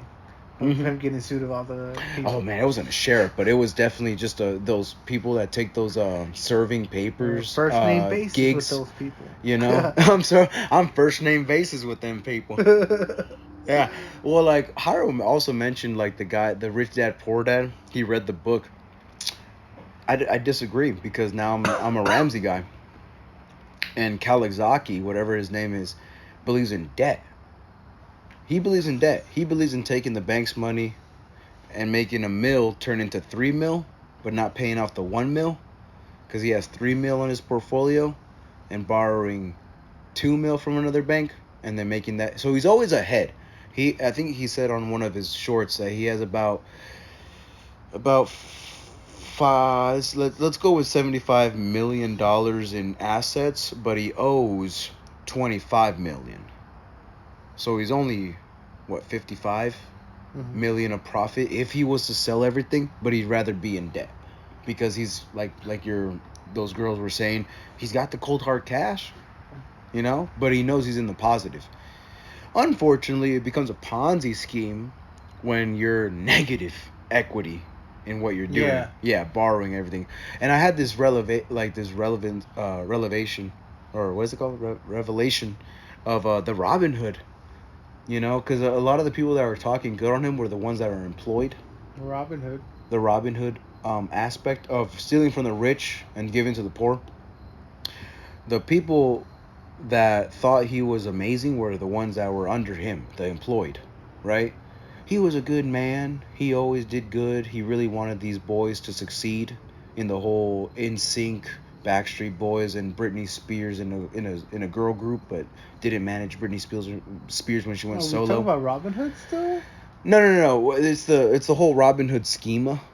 Oh, okay, Robin Hood scheme. Yeah. Of like these guys thought that he was stealing from the rich, right? People with wealth, and then giving it to these employees, the poor, that didn't know wealth. The artists, the employees, the accountants, the assistant managers, because they were all being interviewed on this Netflix series. They were all getting paid under this guy.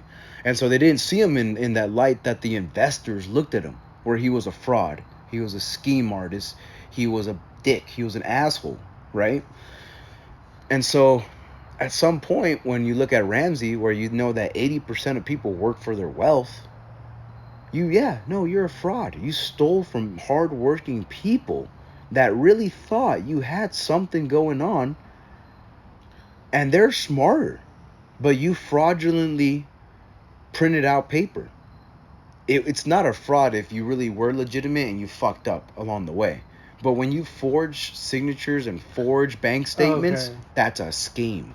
And the people under you, and the people under you don't look at you like that. But so if you scam 1,000 people out of their money, and you help 10 people, you're a fraud. Oh yeah. But if you scam 10 people, and you help 1,000, that's Robin Hood. Yeah. That's Robin Hood. But you're a Ponzi scheme if you do the other way.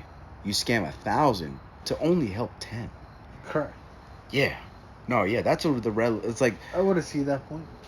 Yeah, I mean, you steal a little bit to help the most, but the numbers kind of balance out in a way, in my opinion. You shouldn't steal. I'm not advocating for stealing. No, but if you were, give more. Yeah, the way I like to think of it, and the stealing aspect of Robin Hood theme of it, the whole thing is, man, I know, let's say 100 people. Mm-hmm. Well, let's say I know 50 people. Mm-hmm. If I steal 0.5% of their wealth, that makes 10% of the ultimate wealth. Let me give that 10% back to the people that I know that would benefit 80% or 100%. So it's like, let me not just steal 10% from one person. But what if I spread the pain and then just spread that way? But the number that you said prior, the 10%. Yeah. Where's the 90? Why not grab 90% of No, where's the 90? So if you spread 10% of what you got to the people that need it the most, No. what's the 90 going to? No. You misunderstood. Okay. That 10% gets spread to everybody else. Yeah. So it's like, Where's all the right, 90? No. The 100% of the 10% that was stolen gets spread out. The 100% of the these 10%. Okay.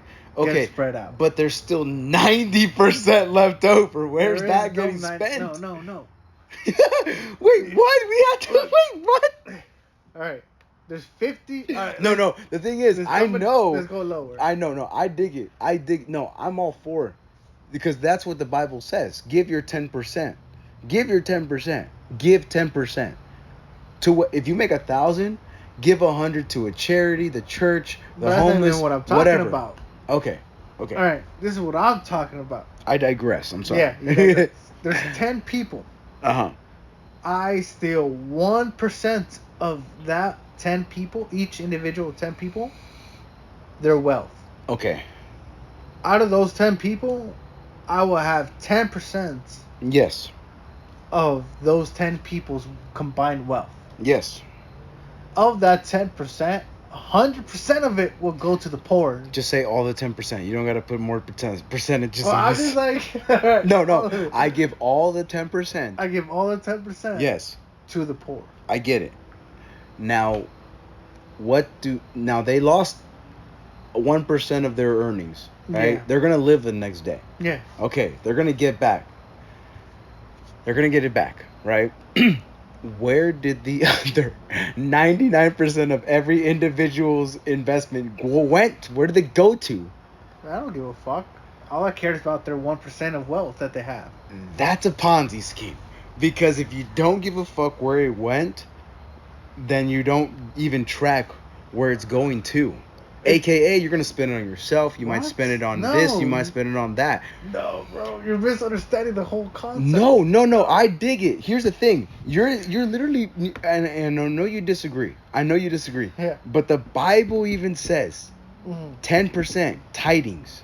That's why the 7th rule of the whole baby steps is live and give like nobody else. Right. Give your 10% because you're going to get it back. So even in karma, you give, you're going to get. Yeah. So if you voluntarily give 10% of your income, 5%, 20% of your income to something, some organization, some entity, you're going to get it back eventually. Right.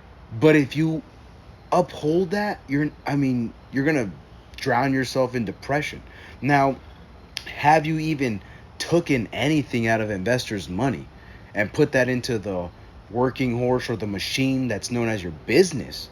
Your business, you can take the 10% instead of individually 1% of all those investors. Why not just put every single thing that you got from an investor into your business in order to, because now your business is lost out on 10%. No. See, this is what Even though it's going to be lost out on 10% eventually because you're going to give, be a philanthropist, be a philanthropist. See, I was thinking more of a Zorro kind of thing. That's just a movie. It's just a movie. Like a Robin Hood kind of thing. Like, I got my own way to make income. At the night, I put on a mask that steals from the poor. How is it working out? Poor. I feel fantastic. But for the rest. What do you mean? For the rest. What if your investors found out? Because if the investors found out that your business is giving out whatever you're stealing from them, if they found out you stole from them, that little 1%, you're fucked. But if they found out that your business was donating a little bit of profits from your actual business, they'll be like, that's good.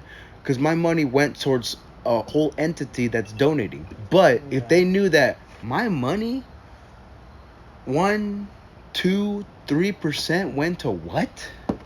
That was supposed to go to... No, well, here's the thing. It does. It does. It carries weight. My $1,000 was supposed to be invested into the business that was supposed to make 10. And then you can do with whatever $1,000 that your business made whatever the fuck you want to donate it to. All right, so the $1,000 that you donated. But my 10 or $100 Yeah. that you took out because it's the quote unquote same arithmetically, not ethically, but arithmetically, it was gonna be taken out anyways.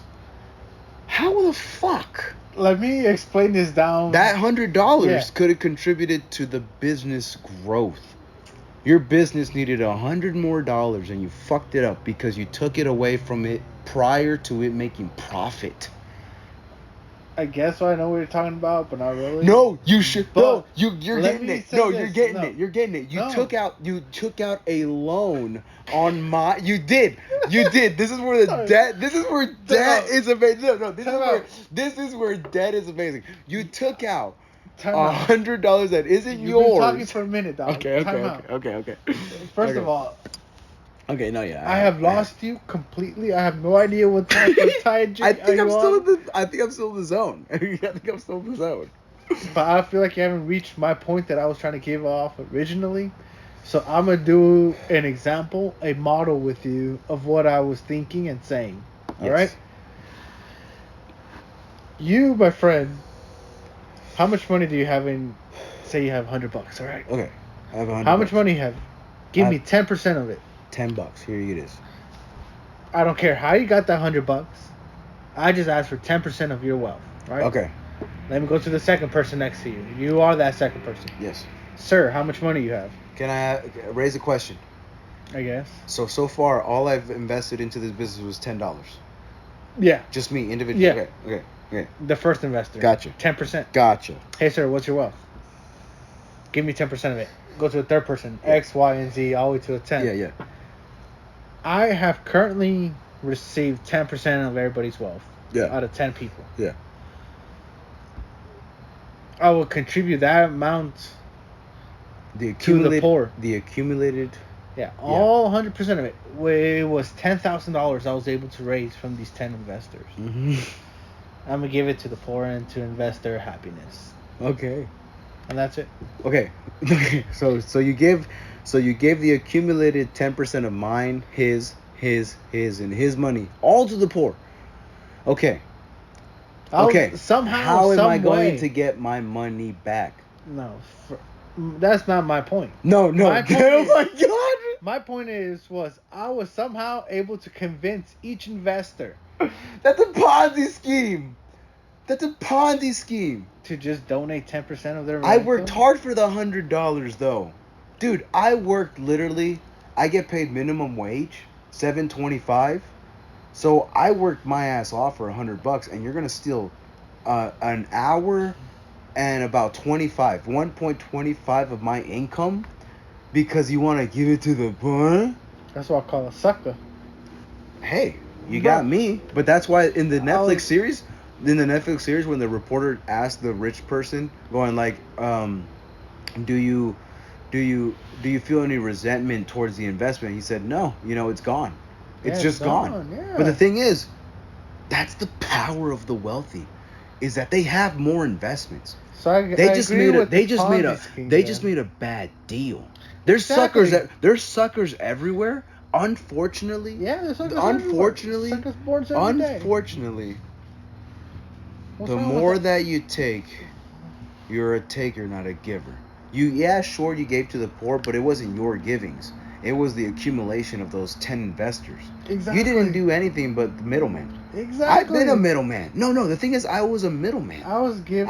I counted $2,000 to $3,000 on a table just to give away 2.2 of that 2K, of that 3K. That's what the middleman is. I don't really get a lot, but what I want I think that's what one of the basketball players that was pretty successful in the 80s going like, I don't want to play for the or no, it was actually just a smart white guy who literally said, I don't want to play for the Lakers, I want to own the Lakers. Who wants to own the Lakers? Because you're the one getting all the endorsements and hiring the player. Why would your boss want to be your boss? Well, say that again. Why would your boss want to be your boss? Why would my boss? Yeah. if we're all equal, be my boss, if which is himself. This is perfect. No, this is perfect. Why would No, himself be himself? This is a perfect analogy. All right. Why would your boss want to be your boss if we're all in the same mindset of we're all humans, we're all equal, and this and that and the other? Are you asking the reason why my boss would want to be my boss? Boom. Okay. Boom. God damn, I was lost in whatever you just fucking said earlier. It's just Why would I your want to boss own be the your Lakers. boss? I want to own my own business. I want to. Well, because you asked, like, why would you want to own the Lakers? Well, why does your boss want to be your boss? He gives more opportunities to more people than what he's sacrificing to not have. I guess those crickets are really up for it. Dude, it makes sense. It makes. Why? If I know Yeah. I have a product that sells, why am I doing this by myself? Why not give the opportunity to some people that have the experience and can make it even better, and I can reap all the rewards?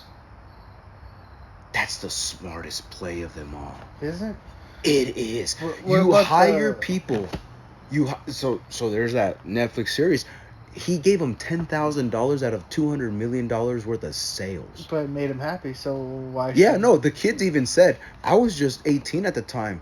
$10,000? This is the most money I've ever seen in my life. Fuck it. No. So they thought he was in the wrong. In my opinion, Why? He was in the right. I think even his lawyer said he was in the right. They were Because able he to- invested in vocal lessons, dance lessons, mansions that they were staying in, cars that they were riding in, all this stuff. They didn't see that. All they saw was the money, right? Well, that's what it costs to be the boss. Literally, you're going to get some employees that go like, why is he making all the money? Why can't I ask for a raise? Ask for the raise. See what happens. Literally, people are afraid to see what happens. Ask for the raise. Ask if his company can probably pay for, if I'm here for the next 5 years, can you pay for my 12-month tuition at WSU Tech to surpass and get a better degree, and so I can do the job even better for you? Because now I'm an asset. And rich people, wealthy people look at assets. People nowadays look at debt as an asset. I have a Bentley. It's worth this. I have a gold watch encrusted in diamonds. You know they have to drill into that gold watch in order to embellish it with diamonds. Yeah, you just drilled into some about 0.25% of the wealth of that gold, solid gold watch. Because gold holds value. Diamonds don't. Yeah, man, I learned at a young age. I won't even say young age. I don't even know if it is a young age. I think I was 24, 25.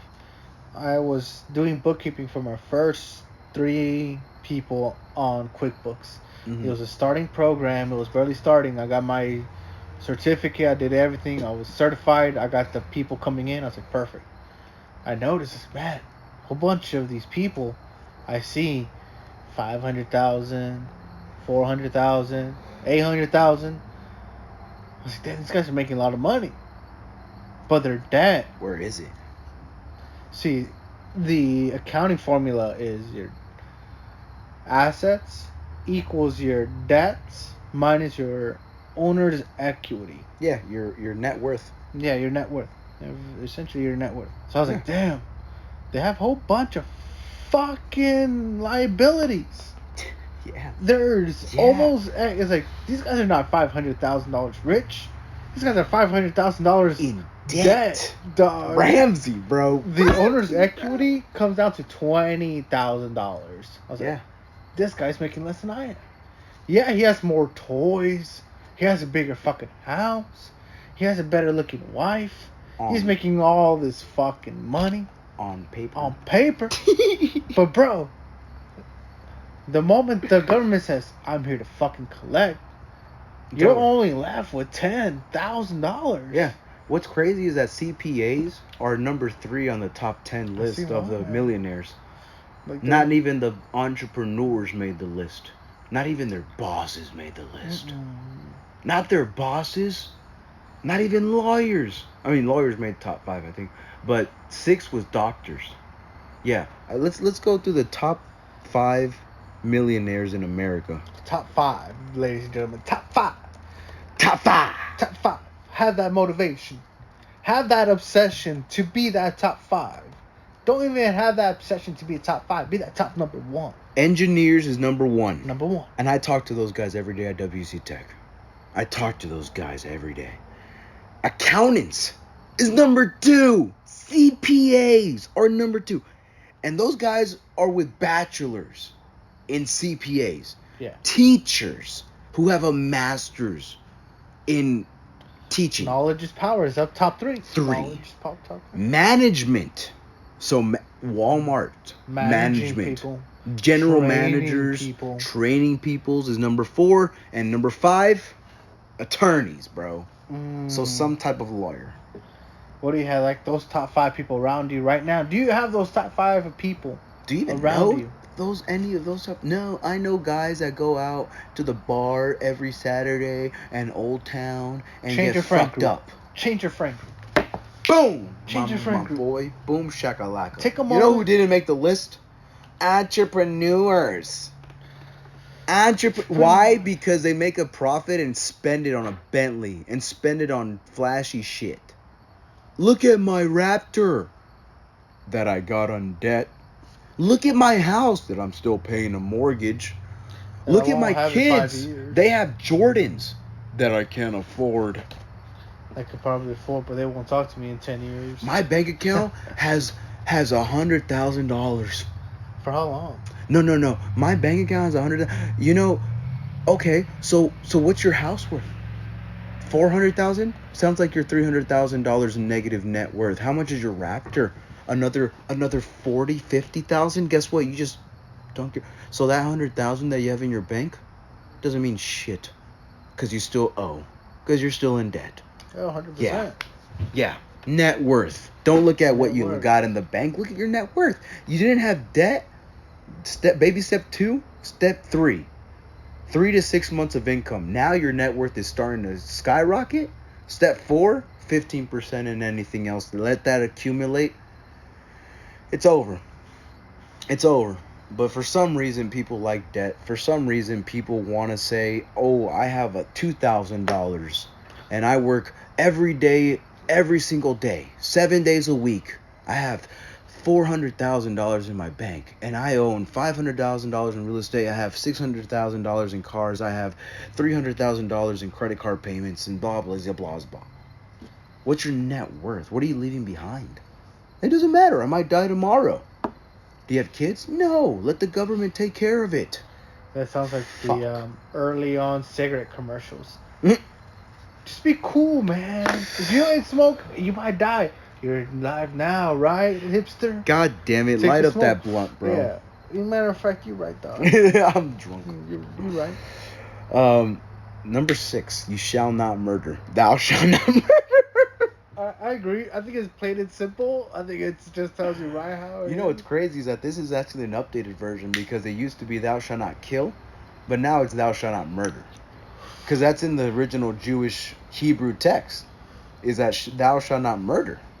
There was 2 words for kill. So torture is on the table. Okay, relax. If somebody kills my wife, can I torture this motherfucker for 40 years? Starve him? Because what you give is what you attract, bro. You're going to get tortured later. No torturer ever comes out unscathed. Those prisoners at Guantanamo Bay are psychopaths. The prison They are takers? so scarred. Yeah, no.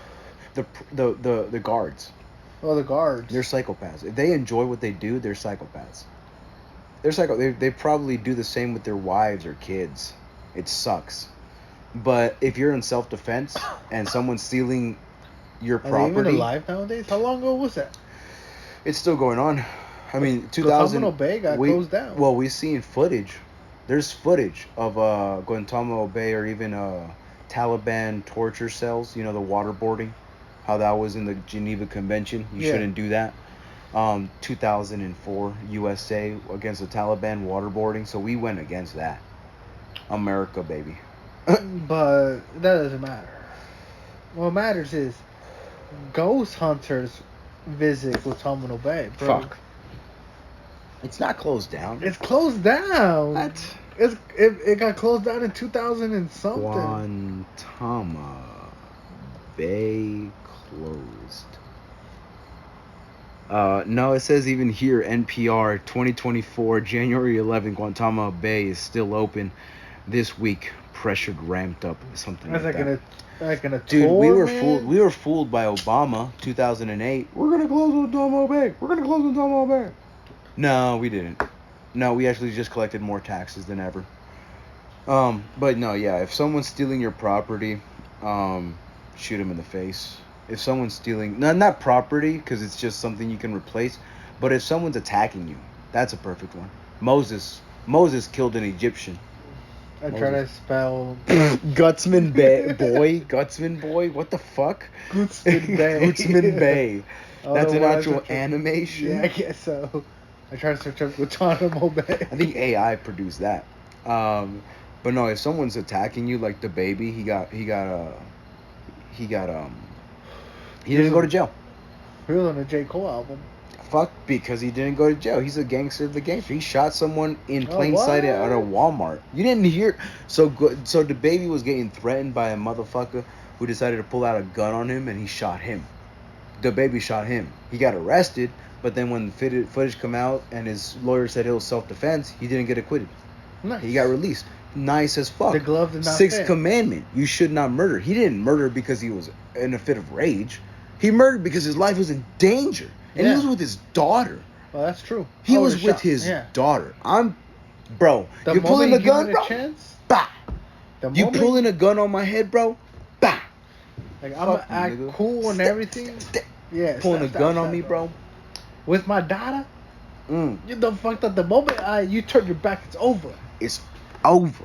Don't put that weapon down. Over. Don't put that weapon down, bro. No, yeah. That's the only thing saving your life right now. I think Outkast said it best. Don't pull the thing out unless you plan to bang. Yeah, bro. Let it bang if you're gonna hit something. Bro. Outkast, bro. Come on. Number 7, you shall not commit adultery. I don't understand that one. I perfectly understand that one. If you're with your spouse till death do us part in sickness and in health, and you said those amazing vows, why the fuck would you go fuck another woman? Oh yeah, don't cheat. Adultery. Don't cheat. Don't cheat. Don't cheat. That I respect and that. in the sense of that's not if what they don't know won't hurt them. Yeah, but you do. Shit. I'm gonna say something controversial right fucking now. Oh shit. I know that you might get Sounds like offended. this whole podcast. It's gonna be turned on the side real quick. I think Mother Mary herself in heaven herself was a little hoe. I think she was a prostitute. Okay, let's relax for a bit. I think my boy, I think the carpenter, knew what he had, Ooh. and he's like, "Yo." You think Joseph did something to her, and he stayed? No, I think Joseph knew what he was getting himself into. No. But in the sense of reality, like right now, right? Today's reality. Yeah. You think that she was probably in the streets, got pregnant, left the work of prostitution, and went towards a man, and the man knew she was pregnant, and he said, "You know what? I'm gonna be a man and take care of it." 100%. Maybe Okay. they had a previous relationship. In the sense of reality, let's say this: what if she was raped? You think she was raped? Well, My holy fucking Well, here's Mary, the thing. Virgin Mary was raped? Here's the thing. I think I'm she gave it following. willingly. I'm following your sense of reality right now. Right? I'm trying to communicate. Yeah. Because if I just said, our blessed Mary, Mother of Mary, was actually blessed by God Himself and Wacky Joseph. manifested Himself into the form of Jesus Christ that we know today of Nazareth. Ooh, God bless himself. Because God is Jesus in the human form, right? You wouldn't follow along. But now, if I follow your analogy of today's standards, what we've seen, what we perceive, Yeah. let's just say Let's our just say. Holy Mother Mary of God was raped. All right, she was right. And Joseph knew she had a kid and said, fuck it. Because I know that she was raped and she told her story to me because she was so vulnerable. I'm going to take care of this child. Raise him, nurture,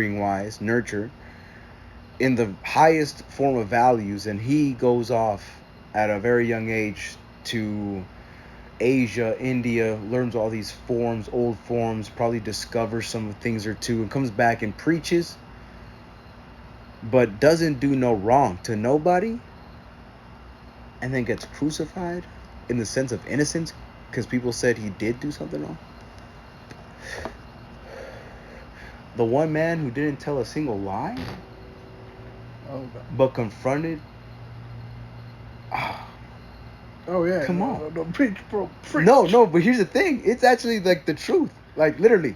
It's An in the innocent Bible, man. right? An innocent man? No, Yeah. let's just think of it like a regular day. A regular fucking Tuesday. Someone, a regular motherfucking Tuesday. Get up. Someone didn't do nothing wrong.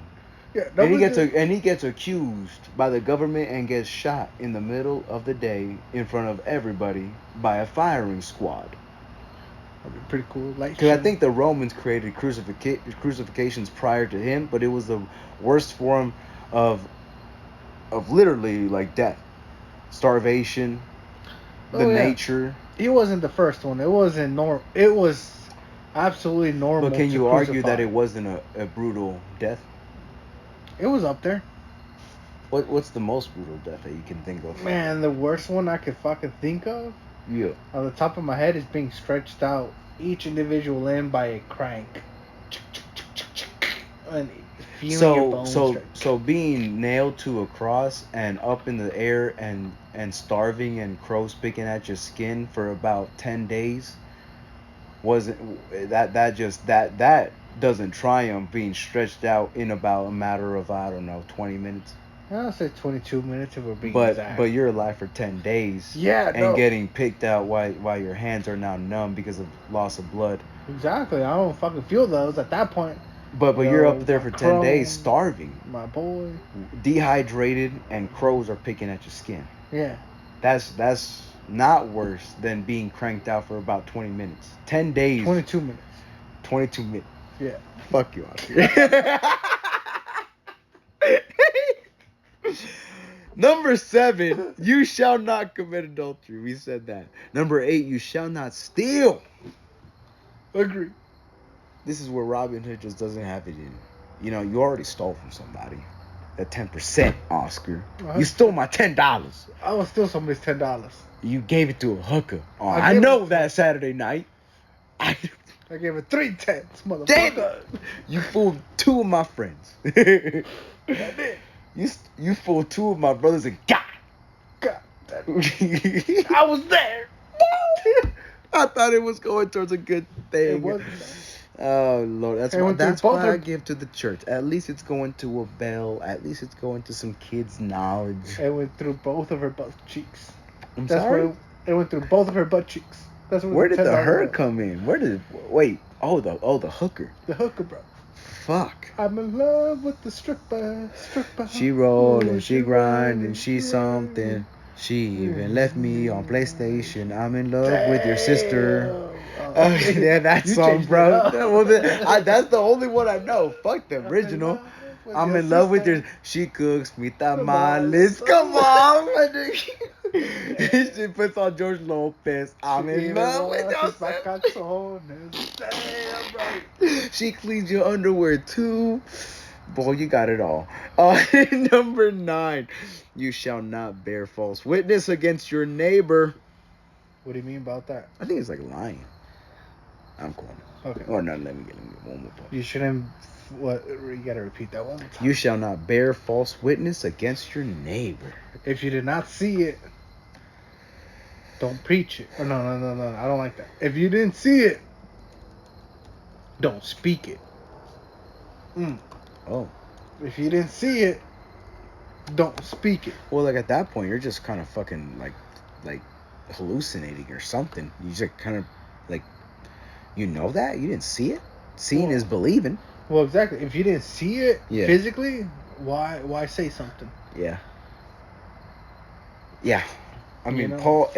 Paul Ekman Group, the two main ideas of concealing and falsifying, with withholding information without saying anything untrue, withholding true information and presenting false information as if it was true. So false witness. Holding false information as it was true. Was that one of the definitions? I think. Yeah, you I guess remember? like if you're act your wage. There's a good saying, act your wage. If you're like flashy and shit and pretending you're rich, you're just causing more poor onto yourself. Because at the end of the day, you gotta take the chains off and the fucking flashy Gucci shit, and then look in the mirror. And that sucks even more, is if you had it. Oh shit. I kinda lost Interesting. you a little bit. Well, like let's say you get a Rolls Royce you can't afford, right? Right. Would you feel even better if you actually paid with that in cash, no debt, or you know that you have a $800 payment next month? I'll feel much better paying for it cash because I know I could piss on it on the left tire because it's fucking mine, Yeah, dog. but I'm gonna take a but piss there right it is. But fucking bearing here. false witness, of course you're gonna look in the mirror and be like, "Fuck." That kind of, like I said, these 10 commitments, you can break them down any way you want, but they kind of make sense. People kind of, oh, I know that. Are you doing it? Are you doing it? Why is your life in shambles? Are you applying any of these things? There goes Probably the like line. 2 out of 10. It's like, oh, okay. Well, you're 2 out of the 10 of the way there, in my opinion, right? I don't know about And you social ask why you're standards. not happy. You're 2 out of 10 way there of being happy. Way. In Like, my opinion. You're essentially saying, "Hey, yo, my meter's 20% full. Fuck. I don't know why I'm 100% not there. Trying to get there, bro." My Tesla's not going all the way to fucking Las Vegas because it's at 20%. I thought Charge it it was up. a full battery when I left the lot. Jesus It was Christ. when you were fucking born. It was 100%. How old are you? How long have you wasted that without charging your battery? 20% of the way there. Mm, That's you a know? good. Hey, the cup is only 20% of the way full. You It guys is. just you near you you're getting there. Look, you're Getting there, getting dog. there. Hey, yo, I'm happy for you, Andy, but Oh my god. you're almost there. And you know why there's not a billionaire book? Because, like, Ramsey has all these millionaire shit, right? Why would you want to be a millionaire? Why not a billionaire? So, like, well, it's much hard. If you just save $1,000, you're more closer to a millionaire than you are to a billionaire. Because even if you were a millionaire, you know. You gotta save 100 times that what you have done Ma, before. what? How long did it took you? What? 30 years to get here? Perfect. Mother, what? And Do you that think- 100 times You more. think you're gonna be a billionaire unless you have a successful ad business? But right now, we're teaching you how to make 3.6 mil before you die. Is Yeah. that so bad? Exactly. Jesus I want you to retire Christ, good man. and happy, dog. And if you do have those thoughts of being Elon Musk didn't have the thoughts of being a billionaire, for fuck's sake. It's like, literally, do something you like. And maybe you too can become a billionaire. Very small percentage. But even you can invent something. You know what I mean? I don't know. But you have that luxury, that free time. To know that if you saved $1,000, baby step one, you're closer to being a millionaire than you are a millionaire being to a billionaire. Perfect. Fuck. It's like, I've never seen $1 million. Yeah, no, I've never seen a billion. And I'm a 2.2 multi-millionaire, or like a 3.3. I don't know how much Ramsey's worth. I you feel know? like he's worth about that 100 mil. Would he share that? I think I'll die on that. I'll put my life on Put my it. life on that. He's worth 100 mil.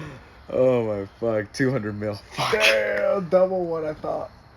Okay, now he's closer to being a billionaire. But would I want a 20th of that? But how long did it get him to get there? Oh fuck, he went ups and downs. From 1988 when he started real estate, and then bankrupt in 1990, or I think 1986, bankrupt in 88. I think he was only riding high for 2 years, and then he almost declared bankrupt, but then paid everything out of cash, negotiating and all that stuff, and now he's here, the right way, in my opinion. He read the Bible. Literally. Why does every church God? Well, because for some reason, there's more times than not that the Bible says it's nowhere. It says nowhere that it's good to be in debt. Nowhere does, but it does teach you about 86 verses and proverbs about fucking managing money and how to get it. Fuck those Bishop Carroll kids who believe in God and their parents have wealth. I'm just a public schooler. Fuck you, dude. My fucking daughter's gonna go to a private school or homeschooled. My Oh, son's gonna probably go to a private school. Why? if I could afford They it. learn the same things. Oh yeah. Really? If Where I are could they at afford it, now?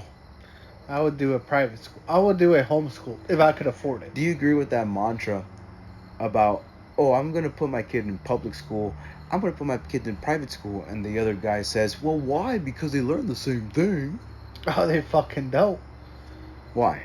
What do you mean why? You get to choose the curriculum. First of all, hopefully you choose a correct and a good inspiring one. Hopefully you're smart enough to choose the curriculum. If you do feel smart enough, homeschool. If not, public school. Go away.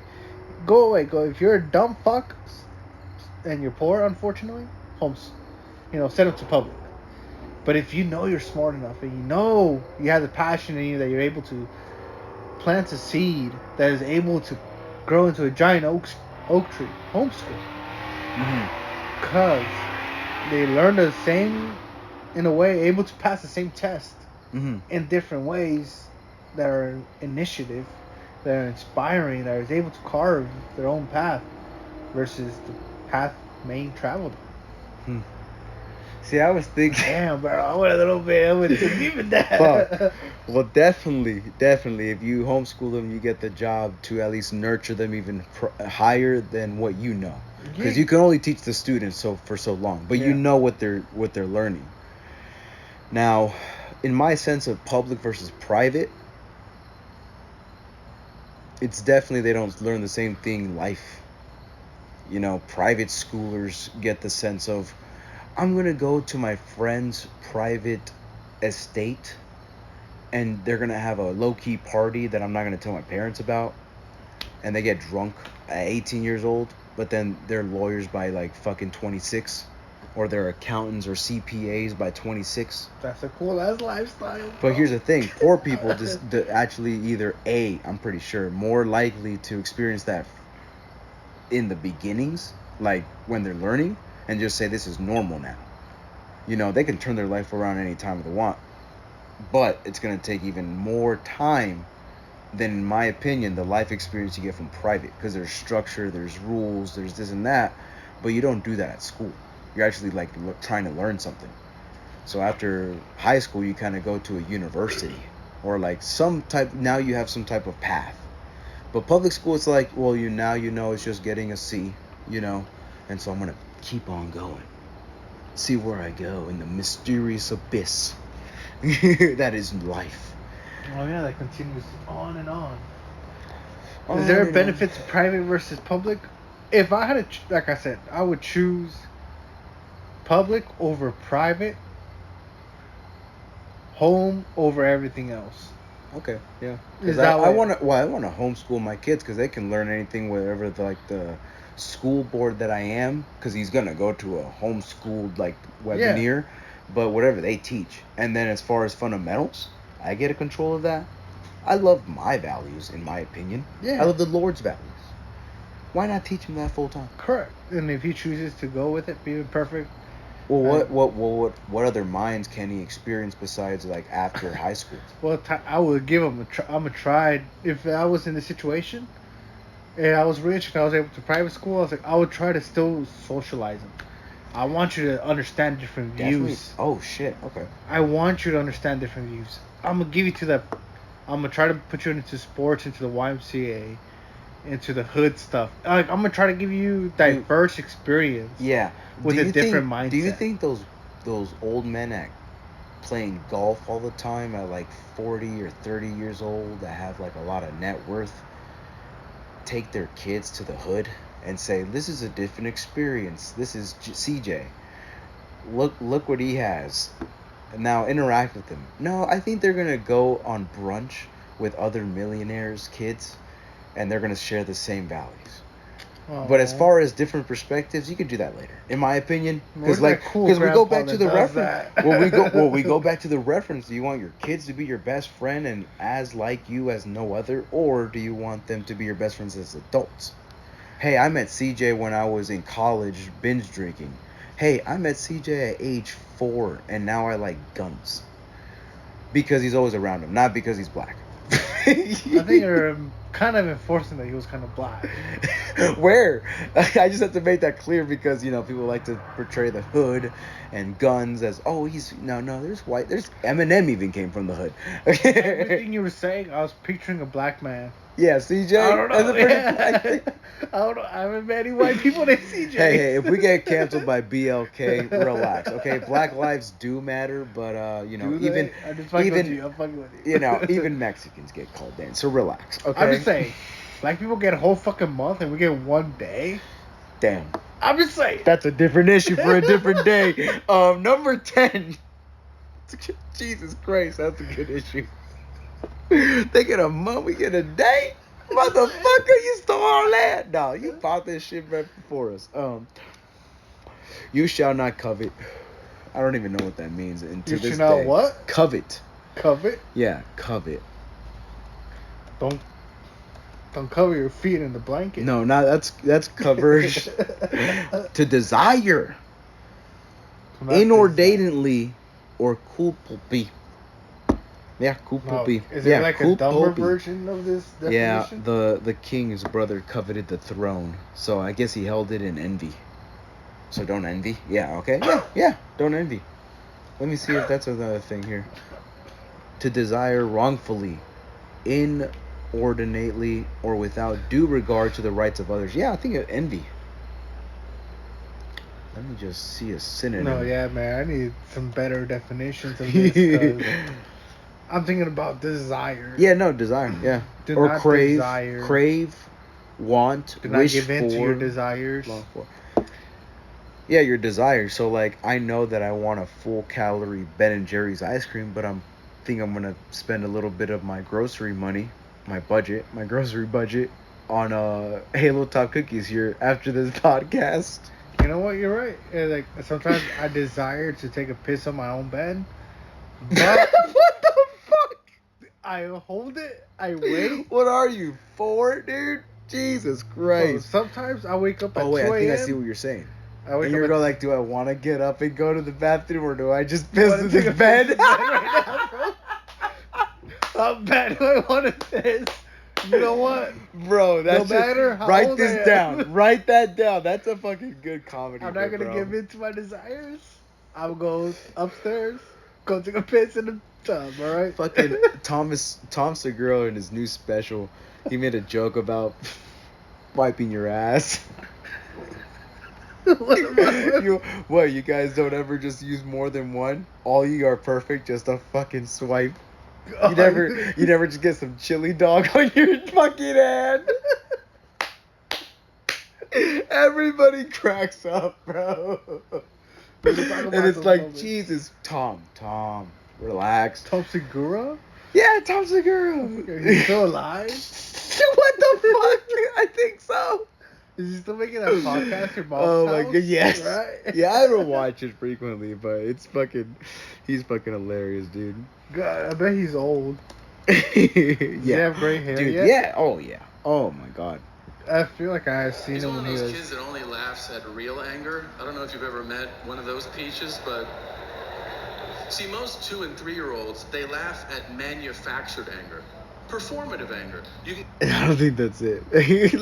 Spit on his hands. Fucking Tom Segura. God damn it. Oh, Joe Rogan came out with the special. I just watched it. It was okay. I'm not gonna lie. It was okay. I still have to finish it.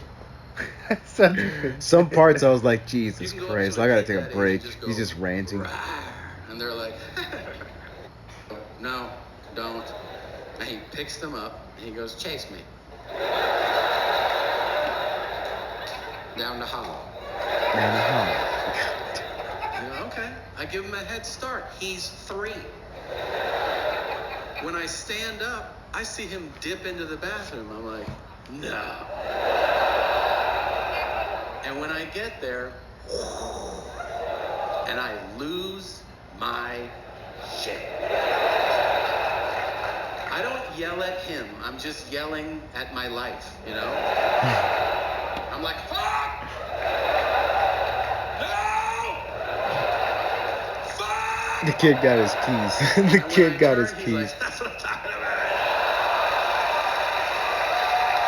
God damn it, that was Yeah, I didn't understand that skit. But not saying that he's not funny. Yeah, the whole entire him. I think the machine was pretty funny, that one skit. Other than that one skit, I couldn't get into much of his other ones. It's more like college. yeah, it was more Frat college people. stories and stuff, to be Yeah, honest. Bert like- Kreischer has been okay funny, but not like someone I'm going to rewatch. Not like Mark, Norman or Bill Burr.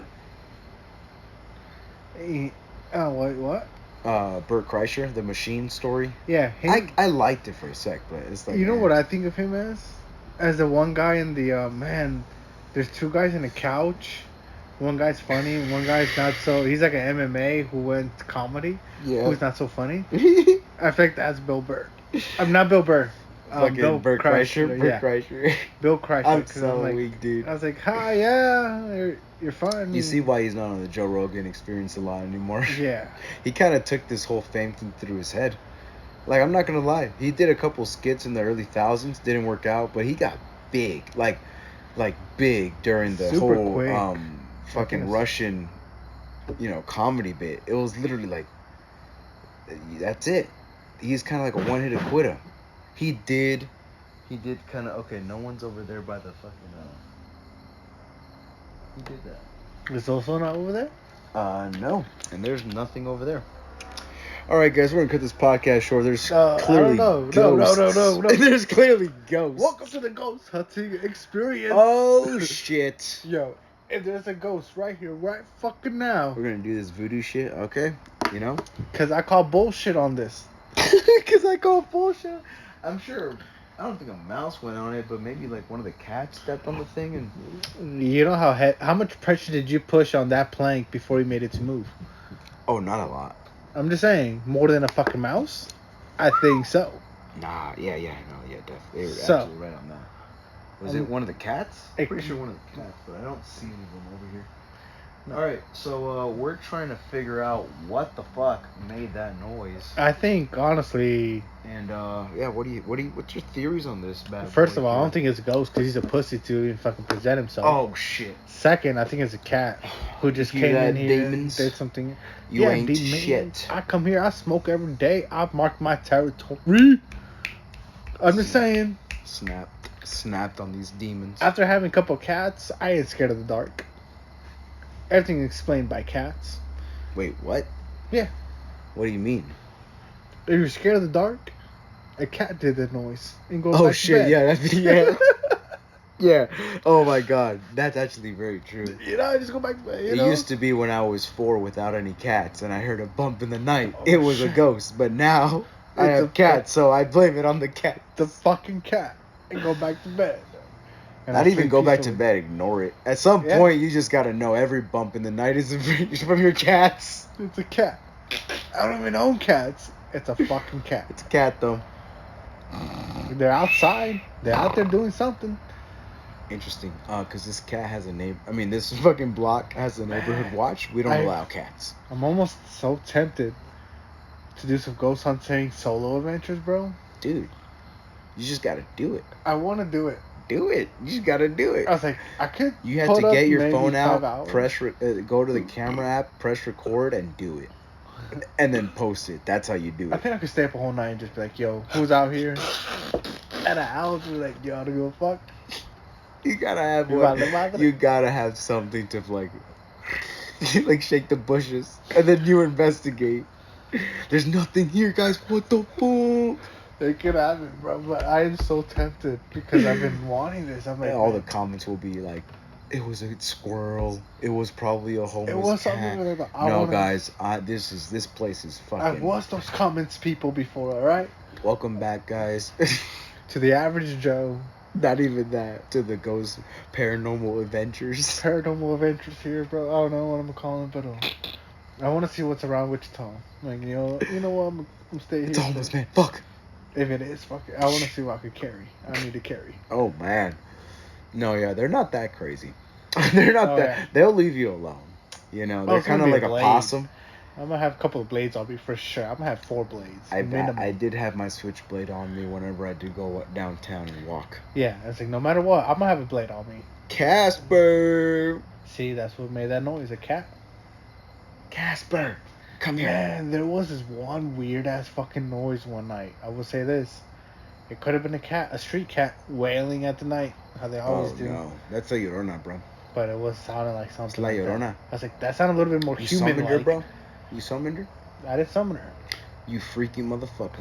I was just saying, Odin wasn't happy. What the fuck? The sea gods need The another sea god needed billionaire. another yeah. And the sea gods need another billionaire. It's about that time of year. Oh my god, I see that post. You- I lost it. I was like, Jesus Christ, bro, not another one. Another He one. really wants to go down how much? How many depths, bro? Further than like fucking reasonable. Like, dog, Jesus, me. why do you? There's a reason. They're not. I'm not saying this. Hey, your military's 10 years advance. They're 10 years advance.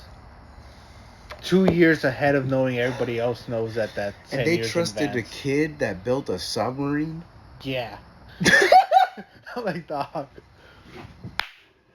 You're not even gonna you're not gonna go underwater in a military safe fucking submarine that they use every single day. No, you're gonna take this kid's word with an Xbox controller and say, I'm gonna go down deep. I'm gonna go deep. And I have $1 billion net What are worth. you gonna use? I'm gonna use steel.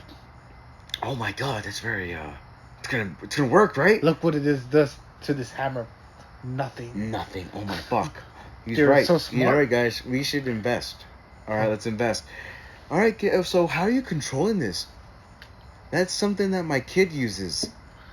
And it will do the job. He plays with his friends on it. Are you about to play us a game here, kid? I'm only. No, this controls the ship. I move 4 turbulence. We are now 400 feet in depth. Okay, my ears are popping.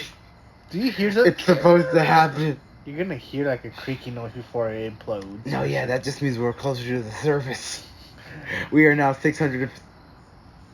That's actually. That's how fast it went. It should have been. No, they Oh would my have heard God. perky noises. No, it literally happened so quick because of the depth, like the amount of depth that they went, bro. It was in a snap of a finger. Everything in a snap, just condensed into a steel ball. Everything was crushed in that fast of time, bro. I think even faster. I would say they would have heard a creaky noise, like a little like or something like something like that. Like, oh damn, we're fucked, and then fucked. Like millisecond difference between both reactions. Implosion. Less than 1 second. According to Wikipedia, simulations suggest that the implosion of the Titan submarine took less than 1 second. Like, not even a fucking snap, bro. Everything just crushed. Yeah. Less than a second, bro. I mean, it was a quick death. It was a quick death for them. In a way, it kind of was. Not in a way. I think the quickest death into my Some of the scraps came up into the world, if I'm not mistaken. Well, the scraps, right? It imploded. It didn't explode or like disintegrate. It just crushed into itself. Imagine just crushing tinfoil, but in less than a second. That's pretty fast. A can in a crush can, a tan, like what you have in the garage. Yeah. Put the tans in there. The can crusher instead of your foot. How long does that take? Like less than a second, maybe. No, 2. All right, do a quick. Less than a second though. That's Even fast. Yeah, Like that can that's hole fast. and then Just like literally like you look at it. Like if you looked away, that's crazy. If you That's looked so away, you would miss it. Those are the funnest videos. First of all, on YouTube, blink and you'll miss it. Like those are the funnest videos on YouTube for sure. But less than a second, bro. Jesus Christ. Damn, has it been a year since that billionaire died? I think 2023. Bro, You has it called been it, bro. recording? It's been a year. What? Has it been recording? This whole time? Yeah. We're about to hit. I think we're already at 3 hours. Bro, What's 60 times 3? 30, 180. 60. There's only 2 What? hours. Oh. No, 30. We're about to hit 60 minutes? No. Yeah, wait, dude. We're already past 60 minutes. We're at 2. We're at 120 minutes? Yes, we're at 140. Okay. And Whoa. what's 6 times 3? 240? No, yeah, we're about 2.5 hours. Yeah, we're in. we're Yeah. 2 hours and 20 minutes. Not the longest one we've had. No, I think we had 3 hours. I 3 still have hours. a third cup here, and I still have a half cart. I'm sorry? I don't know if this is dead or not, but It's about 2, maybe 1%. No, yeah. But half a second. Yeah. So what was the 10th commandment or commitment? The 10th commandment or commitment: you shall not covet. You can't envy shit, bro. Don't envy shit. You can't envy shit. If you say he has what I want, already you fucked up. And that just makes sense. I think every TikTok video that I swipe up on is all like, don't pay attention to what other people have. And it's I like, don't yeah, understand no. that. Well, I think I've posted on Facebook, I'm all like, comparison is the thief of joy. Comparison is the thief of joy. Yeah. But you know what I posted? Mm-hmm. You can always compare. Why not compare? But envy. Comparison. But envy. So there's a difference between Friendly comparing and competition. envy. What about friendly competition? Friendly competition? Yeah. I feel like that would be in the comparable aspect if they knew that they were in a competition. Well, that strives for greatness. Exactly. But do you envy the competition, or do you not even hold any envious among the thing that you're about to get, the ultimate How can goal? you not be envious during a competition? Well, you're compassionate. Your compassion isn't that envy? But are you? No, envy is not compassion. Envy is wanting Wait. something that others have that you don't. And that's a very strong compassion to have. It's Wait. a compassion. Do you know what compassion means? Right. Maybe we need to understand what compassion and envy means. Because to me, they're kind of interchangeable in a way. Alright, compassion versus envy. Ladies and gentlemen, what do you guys do? Oh shit. Think, put in the comments. We'll wait your answer. Envy is a mindset or issue. A mindset issue. A mindset issue. Okay, that's not a real good definition. I think YouTube was just... Oh, yeah, because I didn't fucking take off the YouTube URL. Jesus. All right, envy is a painful or resentful awareness of an advantage enjoyed by another joined with a desire to process the same advantage. That's a lot of words. That is a lot of words. Painful or resentful, basically. Or what? Yeah, painful or resentful awareness of an advantage enjoyed by another joined with the same things that you also enjoy. So friendly competition, right? But in order to see what he has.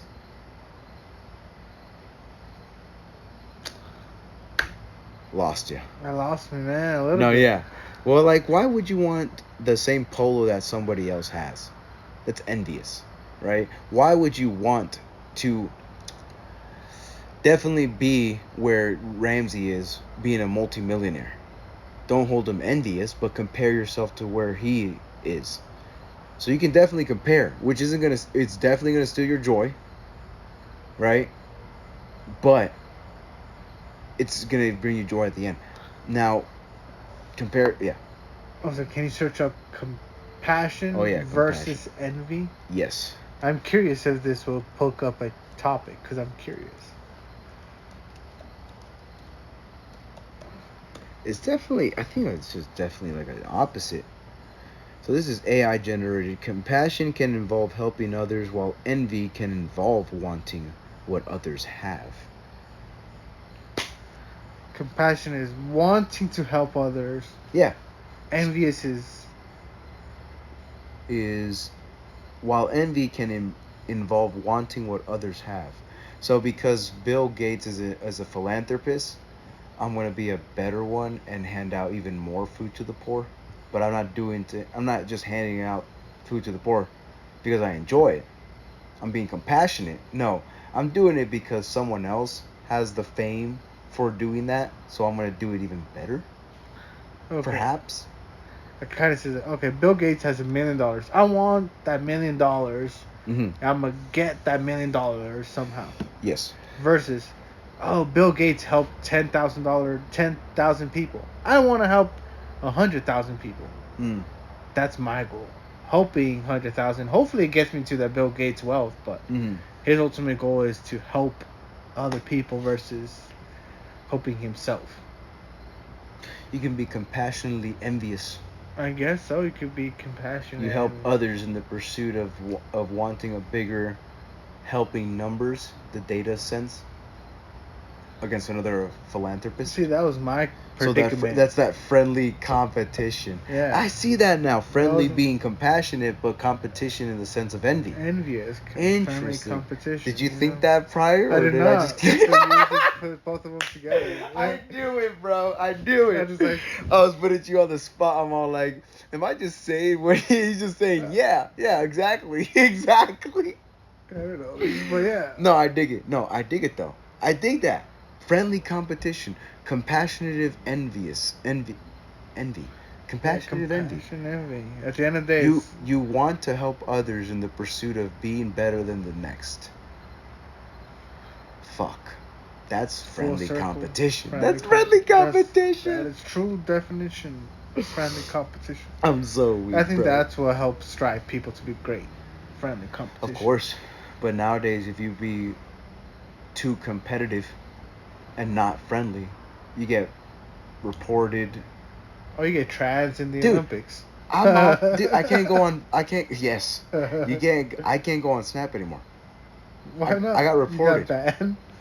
You got reported. You got banned. I was at the east side next to the Starbucks on Rock Road in fucking Harry. Yeah. And I posted an image going like, after reading the Olympics and all this faggot shit, or like, not even the Olympics, the Last Supper portrayal with the fat wildebeest that's not even part of the like Olympic or like even I even get athletic. to see this picture that you and Harold talked about the other day. Yeah. So the Olympics decided to have a Renaissance portrayal of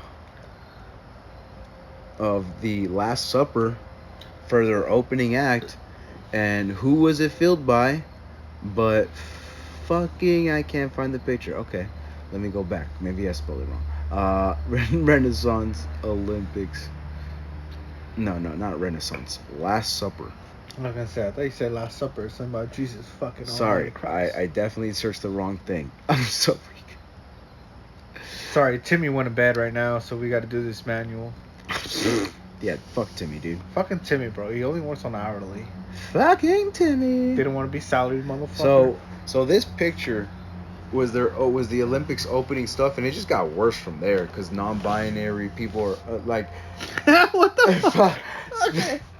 This is the Olympics. I don't have my glasses. A non-athletic whore is portraying Jesus, and on her Twitter, everyone's going like, it wasn't a Jesus thing, it wasn't a Last Supper thing, it was a Greek mythology painting. And then next thing you know, you find out that the main girl in the middle decided to call herself Olympic Jesus in her Twitter bio or like Twitter, and be like, we are the we are the Last Supper or something like that. So she made references to what they were doing, but because they lost a sponsorship, because the sponsorship was from some type of Christian organization, it's the Olympics, it shouldn't involve, religion. I think that's one of the rules. And they do something like this where all these trannies are dressed like women. Yeah. And a fat wildebeest is in the middle that says, not even look athletic, it's the Olympics. It's kind of mean to say fat wildebeest. It's the Olympics. There's a time and place for everything. Jesus. Yeah, That's all I'm saying. There's a time and place for everything. To say that this Be is fat not a at a Whataburger. representation of the Leave Last Supper is a lie. The track alone. Yeah, she needs to go run some laps. I'm not giving you denial on that. She does. Yes. But to say that this is not a representation of the Last Supper is a lie, because it is. Oh my god. Bro, there was one thing, there was like, I watched a series on Netflix or on History Channel, The Mysteries of the Final Supper. Ooh. It shows us secret codes that they left. The Da Vinci Code. The Da Vinci Code, in a way, you could say. There was always an M in the middle for Mary, or something like that. Oh. And you can see that Going right back to Catholicism. fucking there. She was that So, important. like- I'm telling you, Christians, fuck off. So, like, there is a purpose for every little picture, drawing, or everything. If you look into the details of it, it's worth 1,000 words. Yeah. And this is definitely a representation of it. To say that it is not, they're fucking bullshitters. They're bullshitters, dude. They're This is bullshitters. about a Greek thing or something like that is what they said. The Vatican Charlatans. Saturday that performance showed lacked of They are respect for charlatans others. no matter what. Charlatan! You're a trickster. You charlatan. Yeah, like why? Come on. I always want to Zoom in on that, New Jamie. York City. Zoom in on that, JV.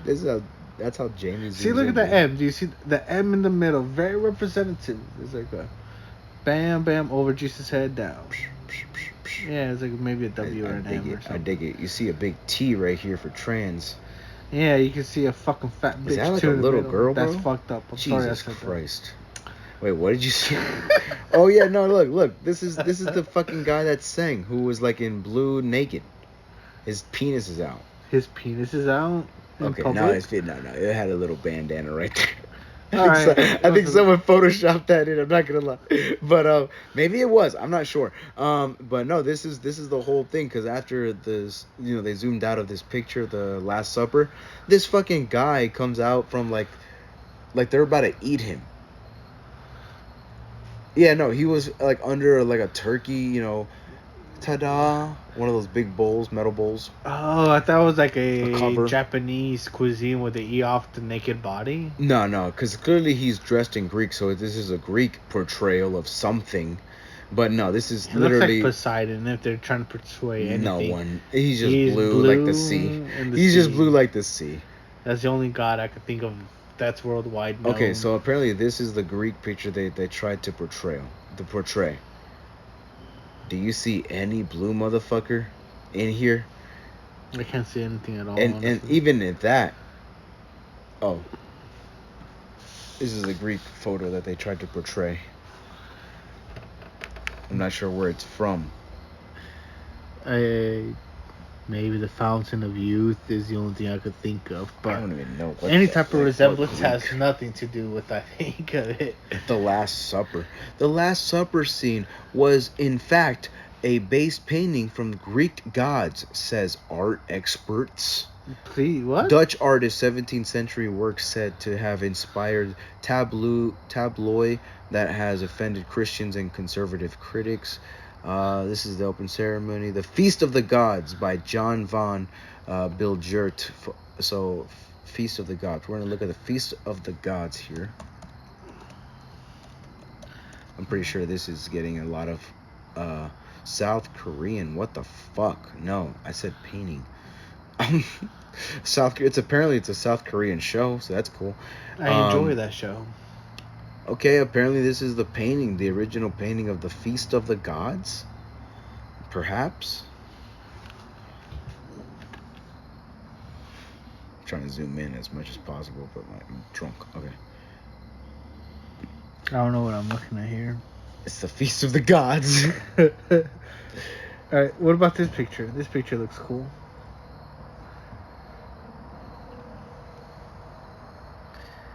Alright, you got a couple of gods, I guess. Yeah, not one of them are trannies. And there's a centaur. And a goat. Yeah, There was no animals on that stage. No women showing off of one tit. I'm almost positive. even one woman. There's more people in this picture than there is in the Last Supper, maybe. I don't know what the fuck these guys were trying to cover up, because it was clearly a cover up. Maybe it was a color scheme that kind of see the similar Where's palette. the color scheme? No, The color palette choice very bland, very blue. Look at this shit. Look, what the fuck? Well, not that. I'm talking about the last painting that we just saw compared to the Last Supper. Yeah. Oh no. You definitely see that, but when you see the Last Supper versus this, Oh yeah, 1, that's 2, no 3, no. 4, 5, 6, 7, 8, 9. 1, 2, 3, 4, 5, 6, 7. And I'm going to count each one of those as 2 since they're non-binary. So there's like 16 people on the table. God damn. It's Jason Bourne. We go. Give us a chance to react next time. You just said God, it's Jason Bourne. It's Jason Bourne. Jesus Christ. Okay, I gotta take a piss. Yeah. Oh man, I'm drunk as shit. People entertained. But oh shit. It's still early, bro. I still got to swallow this last fucking. Bit. I'll be right back. Oh shit! It's barely fucking 10 o'clock. It's early enough. Oh my god. Fucking shit, mate. It's not too bad. Keep it rolling. You know, everybody has their own religion. Everybody has their own passion in life. Choose your passion. Find your passion.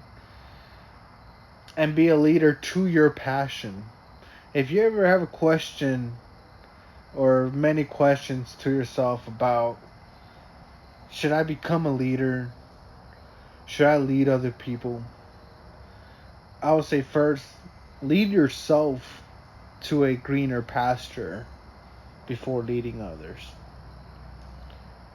Once you reach those green pastures, the calling will come to you.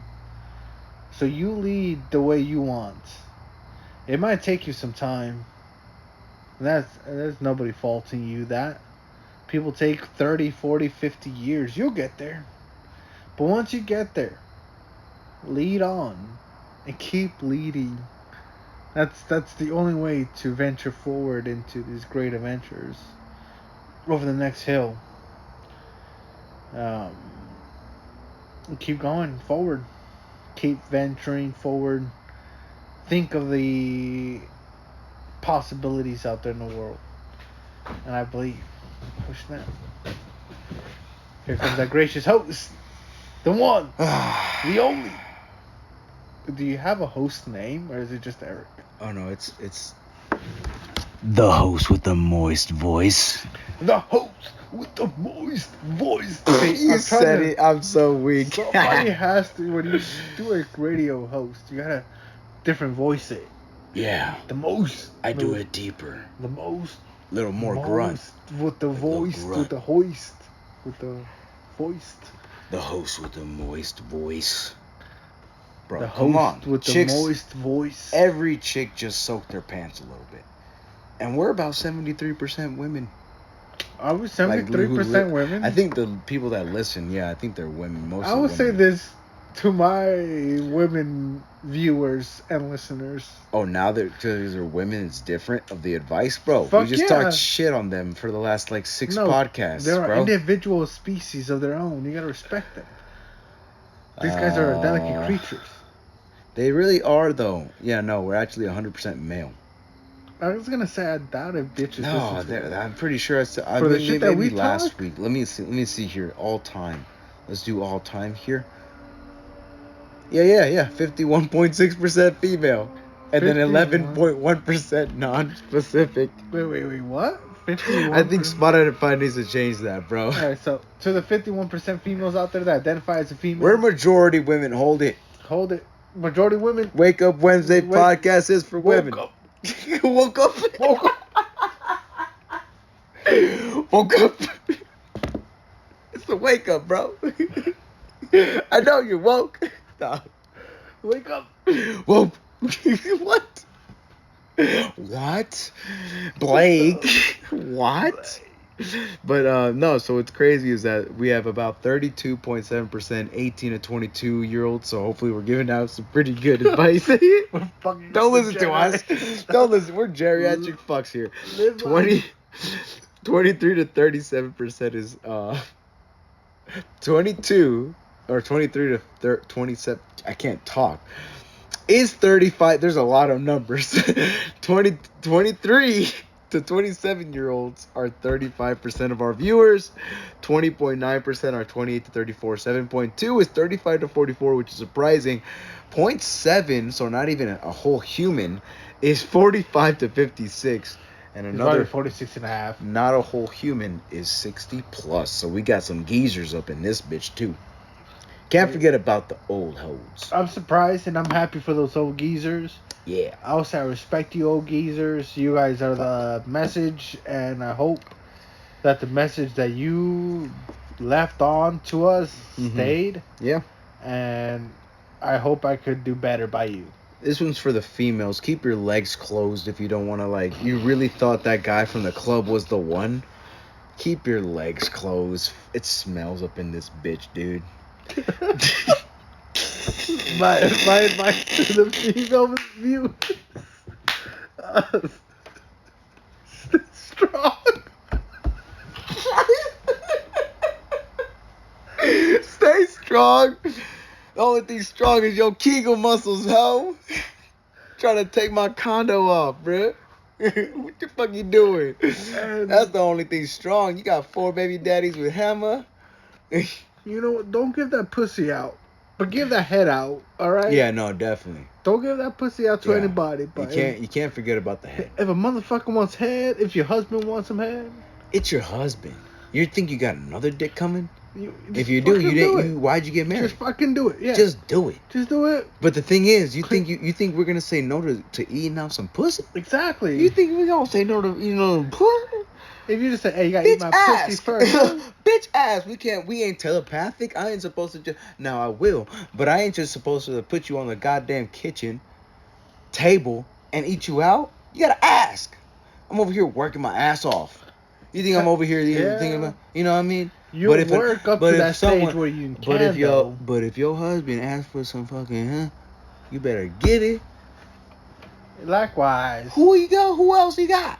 I'm not in the mood. You really ain't. It's open.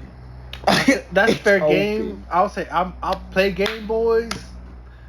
This for the gentlemen out there. Play game. If she is locking you out of heaven for 4 or 5 days, play game. If it's a week, if it's solid, you counting the fucking days. It's been 2 Mondays. Damn. And you have not got some puss, hey? You gotta be like, hey, yo, honey, we gotta talk. This shit ain't fair. You out of line. You're fucking up my emotional steam right You now. fucking up. Yeah, you fucking up. This is the time to say something. If You you're gotta weak, sit on this dick. if you're right a now. weekend and more and plus 2 weeks, 3 weeks, say I something, my I boy. seen you hanging around with more of your friends. Mm. Who you getting from, bitch? No. No, that ain't happening at all, boy. If you listening to this, we don't promote cheaters and we don't have cheaters here. But there's probably some of you that will get triggered, because if we just throwing Yeah. stones, and if it hits you, holla, and Ain't if the right. boot fits, wear it. Where motherfucker riding a mile with it, bitch. God damn! Why you doing this to them? Why you doing this to them, man? Fucking shit, dog. Run a mile in them boots, man. Cause I say They I fit kick you rocks. just fine. Yeah, I've kicked many rocks, many lakes. I And developed steel toe. Still can't go wrong with the gout every now and then coming around. I'm so weak. Oh yeah, we're out here. Yeah, we got our dad coming inbound, ladies and The gentlemen. OG. Apá, unas palabras para las personas que están oyendo en este momento, un tiempo. I think he's just feeding the cats, man. No, he has some words. Tiene unas palabras aquí. Antes que tomo, a ver, unas palabras. Cheers. Cheers. And you know, We do have a lot of bottles. when life brings you around, you gotta say cheers. I respect that. Yeah, when nurture comes around, say cheers. Say cheers, and that should lift your spirit. But it's in my nature to say cheers. Nature versus nurture. Ultimate debate. What's that? Yeah, when people say that, it's just in my nature. Is that the literal sense of nurture versus nature? So why wouldn't you say it's in my nurture if you agree with it so much? I was like, it's in my nature, so society made you this way. No, I feel like the biological you did this. You know what I mean? That's so like 10,000. Like how long have humans been around? But we've been always hunting and gathering. There's some type of proclivities we still like share from ancestral times. Right. Yeah. Well, like why are women more depressed when they work 40, maybe 80 plus hours trying to compete with the man? Because they which is shouldn't just in work our those genes. hours. Well, no, because we're just in our genes. Who stayed to the cave to watch the fucking food supply that no fucking beast came into? The woman. Who went to go out and go get more meat? The guy. For some reason, all of a sudden, the internet comes and we're different. Are we different? No. I think we are different. Biologically speaking and like naturally, no. That we're not different between No, men because and for female? some reason, when women work those 80 plus hours and they're 35 and wonder why they're still not the top like the other guys because they actually put in 90 with no problem and 100 because they have no social life, guess what? So they are different.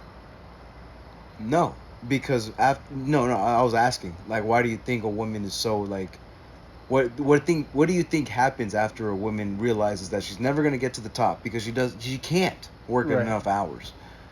Oh, she wants to be a mom because her biological clock is ticking down.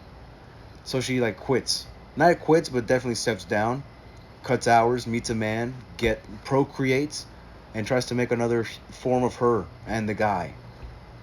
Yeah, That's a well, smart women move. are more likely to do that because men, we have nothing to lose but everything to gain. We get to have kids at 80 years old because we get a Viagra. But women stop reproducing after like what, 50? I think we searched that up the other time. It's like literally 50, like 50 is your cap. 45 is really your cap, but 50 is like rare cap. And then like 40 is like, low likely, but you could stop Which is even reproducing. hard to say. Even 30 to 40 is you're like, hey, think about it. Well, women when they go into dirty 30s, it only lasts for like 4 years, but they've been 20 and like they've been like teen adults for more longer than they've been in their quote unquote dirty 30s. Really, 5 years of being a dirtier hoe than you were in your 20s. Even better. All those 10 years, you still haven't learned. You still gotta be dirty in your 30s. Why not? Why not? Dirty, thirsty. Because I want to be 30 you 30. want to be thirsty for You can't be changing success. it now, dog.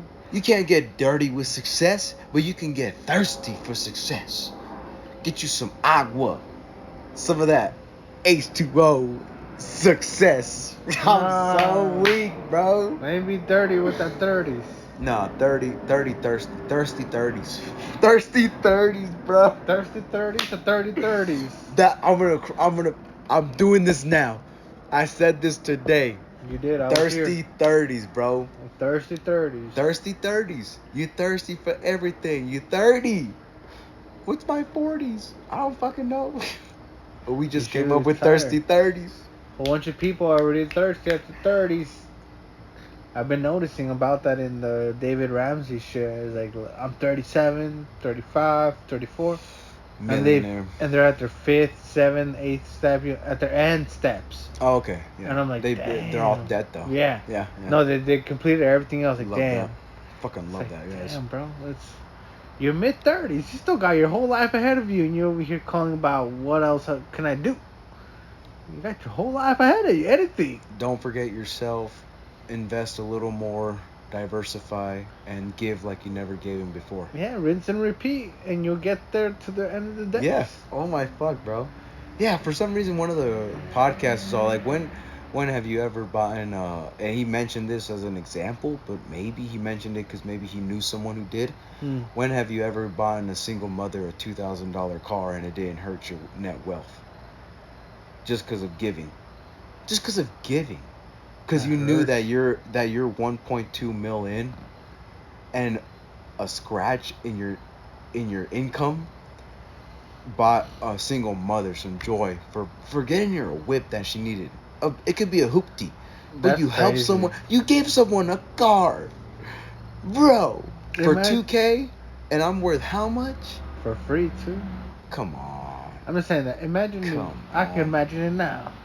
Well, one of the kids that called in, he said that he was praying to God help him pay his student loan, which was about $60,000, and all of a sudden he's at church because he went to church and obviously he prays. But this guy, a wealthy guy who's also in his church group, gave him $15,000 For what?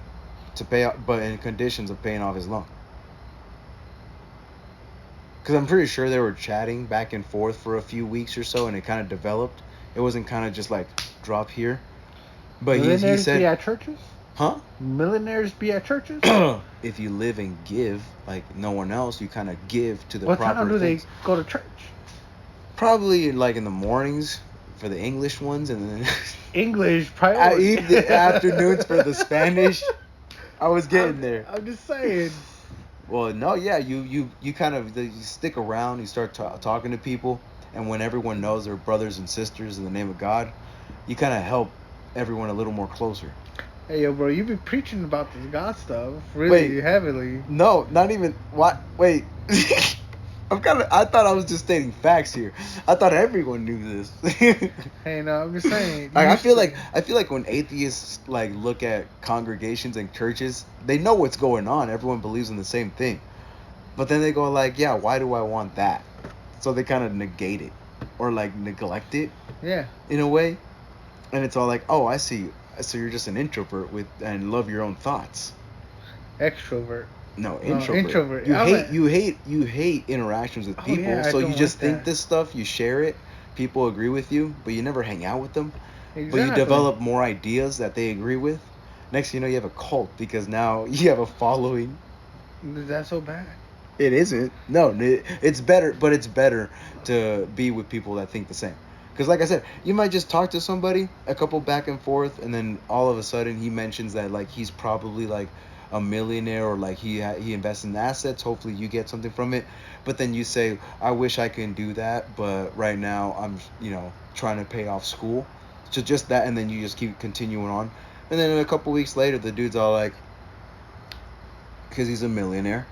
And David Ramsey said this, like, you can't get taxed on 15,000. I believe the gift tax was a little more higher, or the charitable act, or something of that, tax write-offs.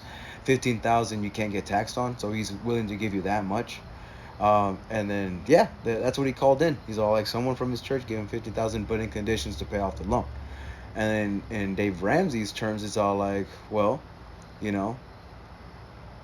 go ahead and spend on the loan, but if you spend it on anything else, clearly you're taking advantage of the guy. Because you know the conditions. And so it's all like you but you definitely meet more people in church that very like really share the same values. I did have a perception of them back in the day whenever I did like do my sins, but then went to fucking church, never confessed though, and I go like everyone did the same. It's like that 2-year-old mentality where like you like superheroes, so everyone likes the like Spider-Man. Mm. And then you meet that one guy who likes Captain America, and you're like, what the fuck? My life just turned. My life. I thought he was my best friend. He likes Captain America. No, but Hulk motherfucker. Motherfucker. He doesn't like Spider-Man. Dad. No. But you meet people that share the same values, and so just like you give a little bit to the church, they give a little bit to the church, but you meet that one. You could meet your wife. You could meet a best friend, because they all at least share the same values. That's why I'm going to Turning Point USA at WSU, because everyone shares the same constitutional, classic America values. Now with this wokeism, I'll be at that debate me table. And it's all like, and then when they try to make the point, well, do you have a degree in this? Yeah, I go here. I go here. Well, like when people say that to Charlie Kirk, do you even have a degree in this? I don't have to have a degree. I'm an autodidact. That's what Da Vinci was. He decided to read all the books that there was in this subject, that subject, that subject, and that subject. And so he decided to get just the knowledge. Mm-hmm. So I know what you know, but I don't need a degree. Autodidact. You kind of research on your own, I guess. That's I suppose. Crazy. Yeah. Autodidact means you can do the fuck you want. Know what the fuck you want. Definitely know what the fuck you want, but as far as he's a Christian.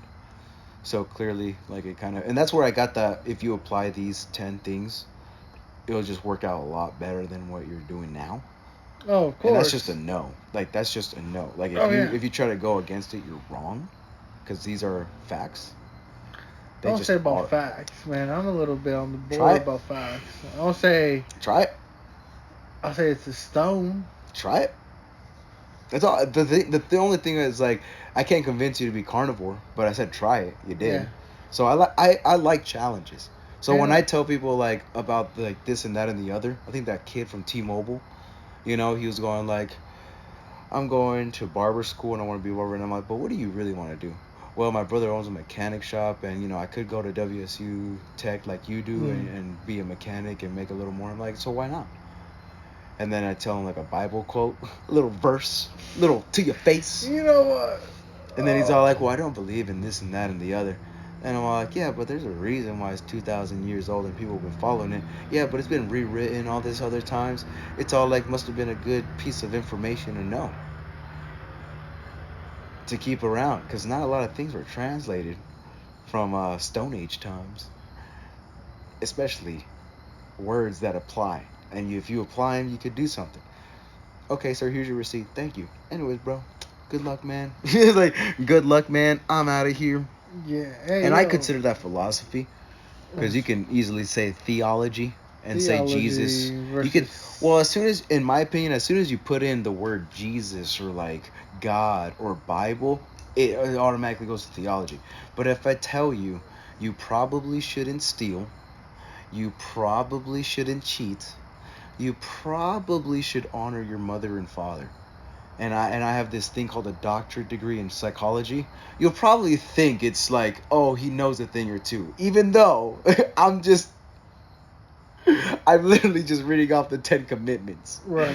You can easily, but as soon as I say, Jesus said, people chuckle and go like, fuck, this guy's a nut.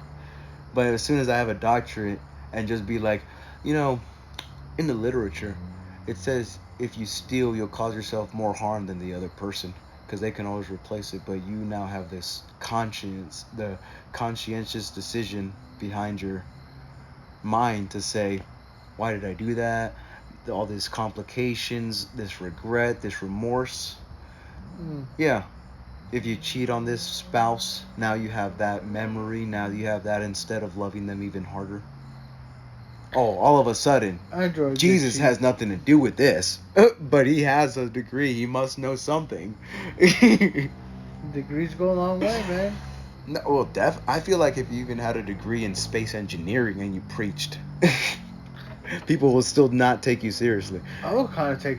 He knows that how to guy build a serious. rocket, but he believes in Jesus. Let's not listen. Let's not listen. I'll say, time out. This guy might have some facts. This guy is believing his work to build something in God. Like, hey, yo, We're just here managing stuff. Yeah, man. Because I think that was a good quote. Like, what if we're like ants to some god and he's just watching us from afar, and through a microscope? But what do ants do subconsciously, if not consciously, is work. Is literally all they do is try to find scrap and take it back to the queen. 100%. They all work for the queen. Yeah. So I mean, if we are ants, then get to work. Get to work. Literally, just work. Work is life. Life is work. Do something. You don't really retire. You really, and it's sad to see a lot of retirement people at those houses. Shit, I can't wait to retire at age 40 if I could. That's what a lot of people say on the Ramsey show, and then they find something they truly love. Oh, I'm 40 years old, just made my millions. I can retire. Does it for about 2 weeks. Next thing you know what I really wanted to do? I really wanted to do this.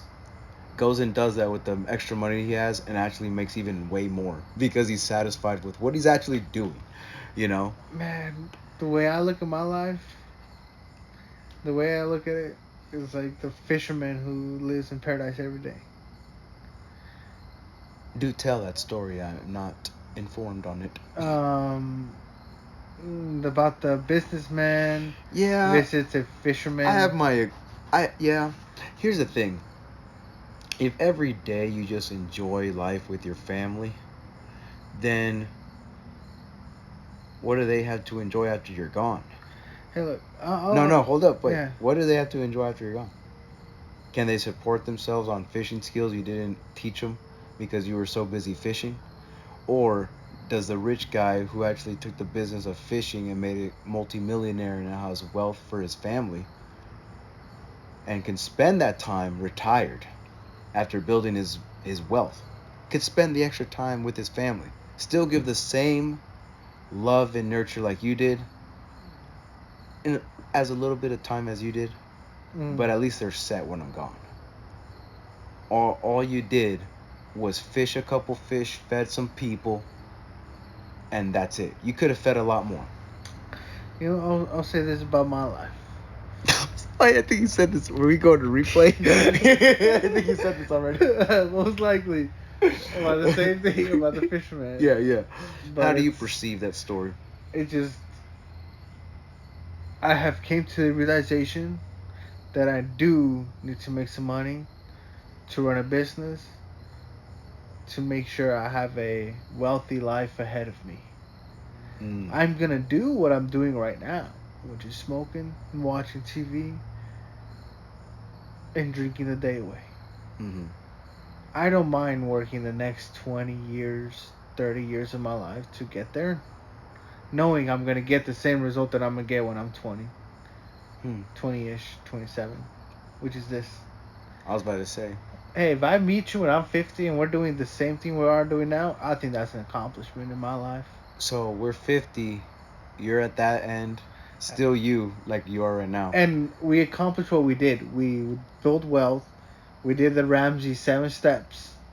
And That's what people's definitely- purpose looking yeah. for, this is my purpose, is to be in a table with you, Yeah. getting high, getting drunk in Mexico every single But we still every met day. the same goal Yeah. that we sought out Correct. after. Yeah, Without any changes to that course whatsoever. exactly. You're still you that you were at 27. Yeah. That's the way I look at it. It's like, That- you know what? I've became... Then I say, you're not reaching deep enough. I'm putting my life on it. Hey, maybe you're right. Maybe I could go for deeper. We can always plan for the future, but we definitely can't tell where we're gonna be. I think I said this on my on my podcast last time. I was all like, "What's crazy is that a year ago, I was on shrooms with the horrible ex, smoking my life away." Was it a year ago? Bro, I just went into WSU Tech. Next semester, I'm getting my associates. 2 years, maybe a year and a half, I'm gonna get a bachelor's. A year ago, I got arrested in October, twice over. Nice.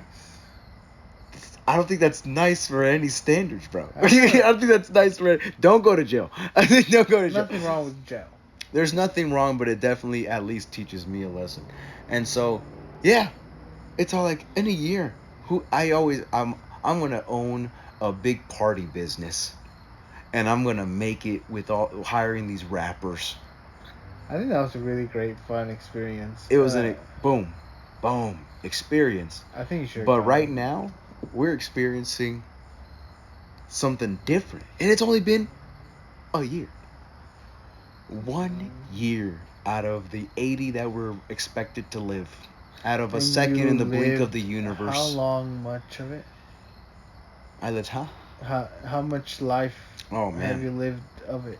I feel like I haven't felt this way since 18, because I didn't smoke a lot prior to that, Mhm. but at the same time I didn't drink at all All either. I didn't drink at all, literally. I probably took a sip or two a couple times. Really? Never drank a whole fifth Drank of vodka, train? nothing until after high school when I was feeling like crazy. You know? Did I never entice you to hey? Okay. Nobody. Oh, Nobody enticed man. me. I just saw it around the house. Obviously, you see your parents, you know, especially your dad, drink a bit. You're gonna be like, how does that feel? Next thing you know, you drink, didn't you chase drink. that? See, I chased it to the fullest. So right now, I'm definitely chasing a buzz in the weekends, but that's because I kind of, stress out from the week. But now I feel like I'm using the alcohol as a tool rather than a crutch, because it is a depressant. It does alleviate, like, people used it back in the 1920s for surgery, because they knew it numbed your body down. So it lowers your blood pressure. It lowers your heart rate, all that good jazz. But research has been out where, like, if you start drinking and your blood pressure spikes or your heart rate spikes up, you better watch it, because you're liking it. And you shouldn't like a poison, but you should use it as a tool. You should definitely, artists use marijuana to get more creative.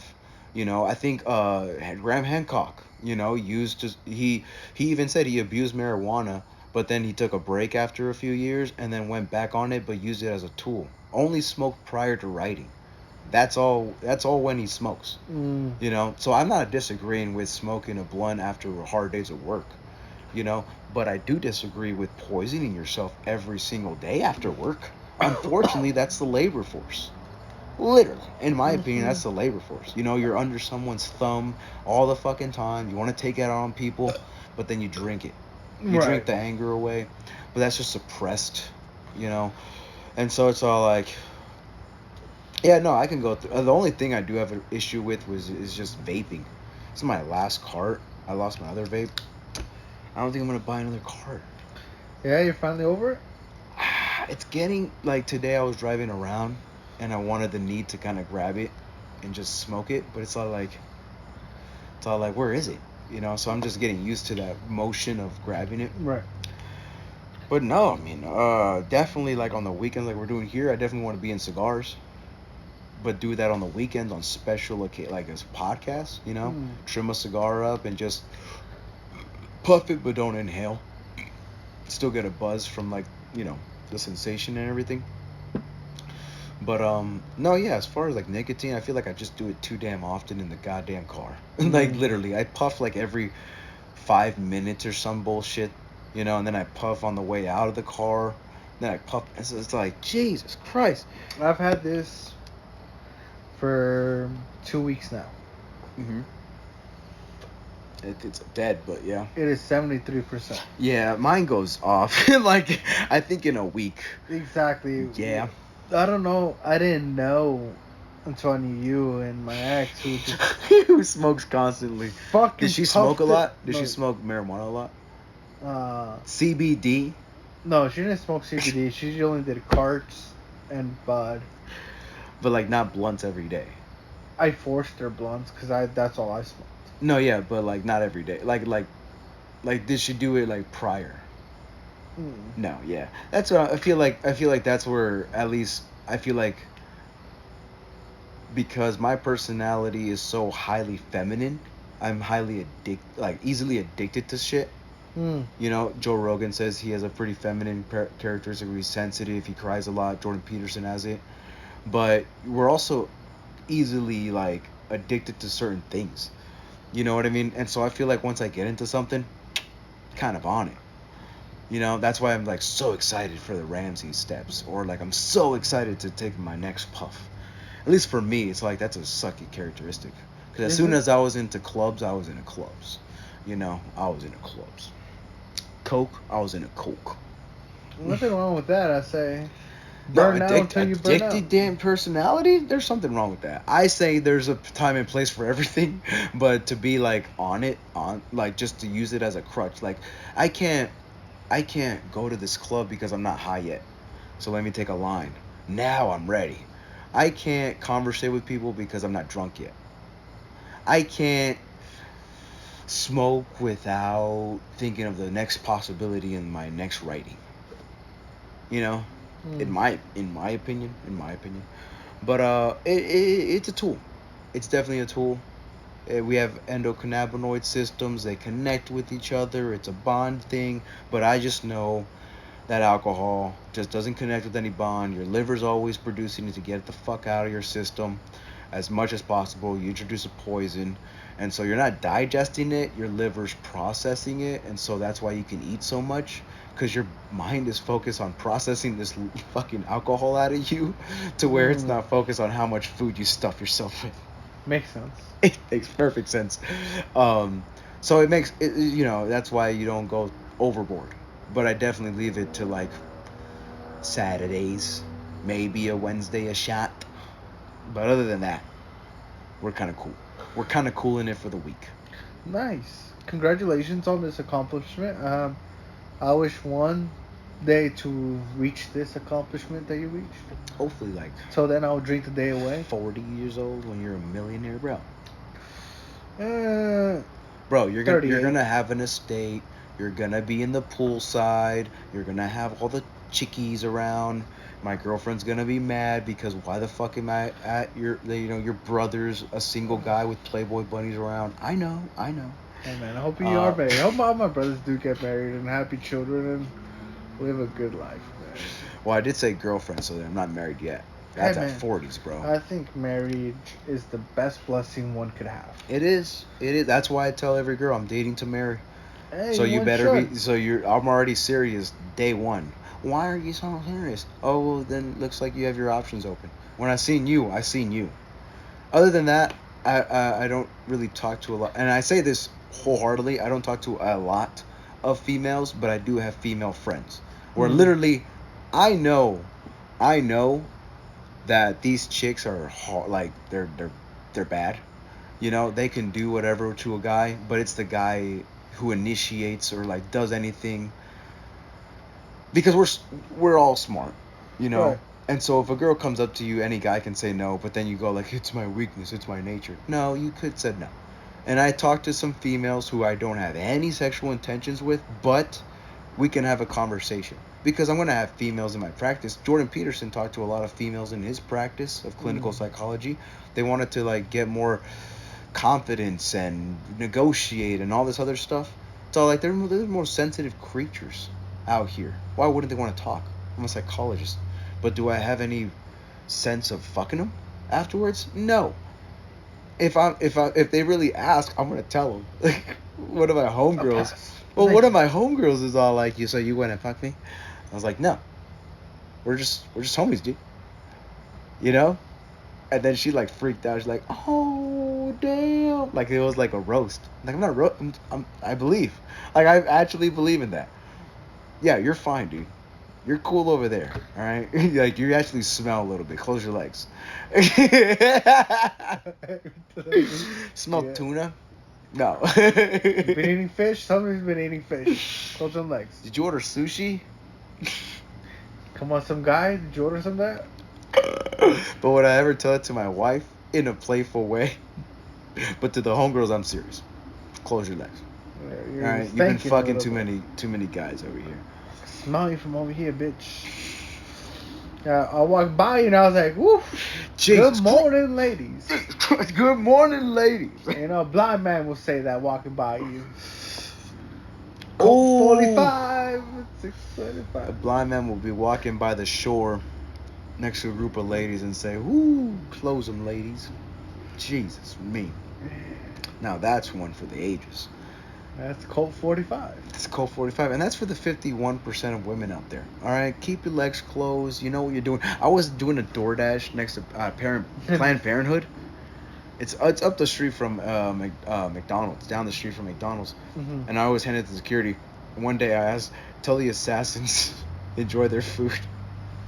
The assassins? Yeah, I shouldn't have said it.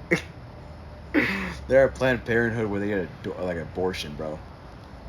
But yeah. Are you fucked up for saying that, bro? I finally got it. It was an abortion clinic.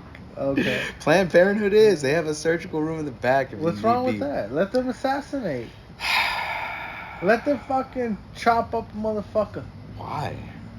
What's wrong with that? What is wrong with that? What is absolutely wrong with that? That could have been a human. Was it? It was. It could have been. Could have, would have, should have. No. It could have been. Could have, would have, like a long lost love. It should have happened, but it didn't. I believe you're the one that said it well. Love is something. Love is something. Love is like the wind. Oh, you can't feel it. Oh, you can feel it.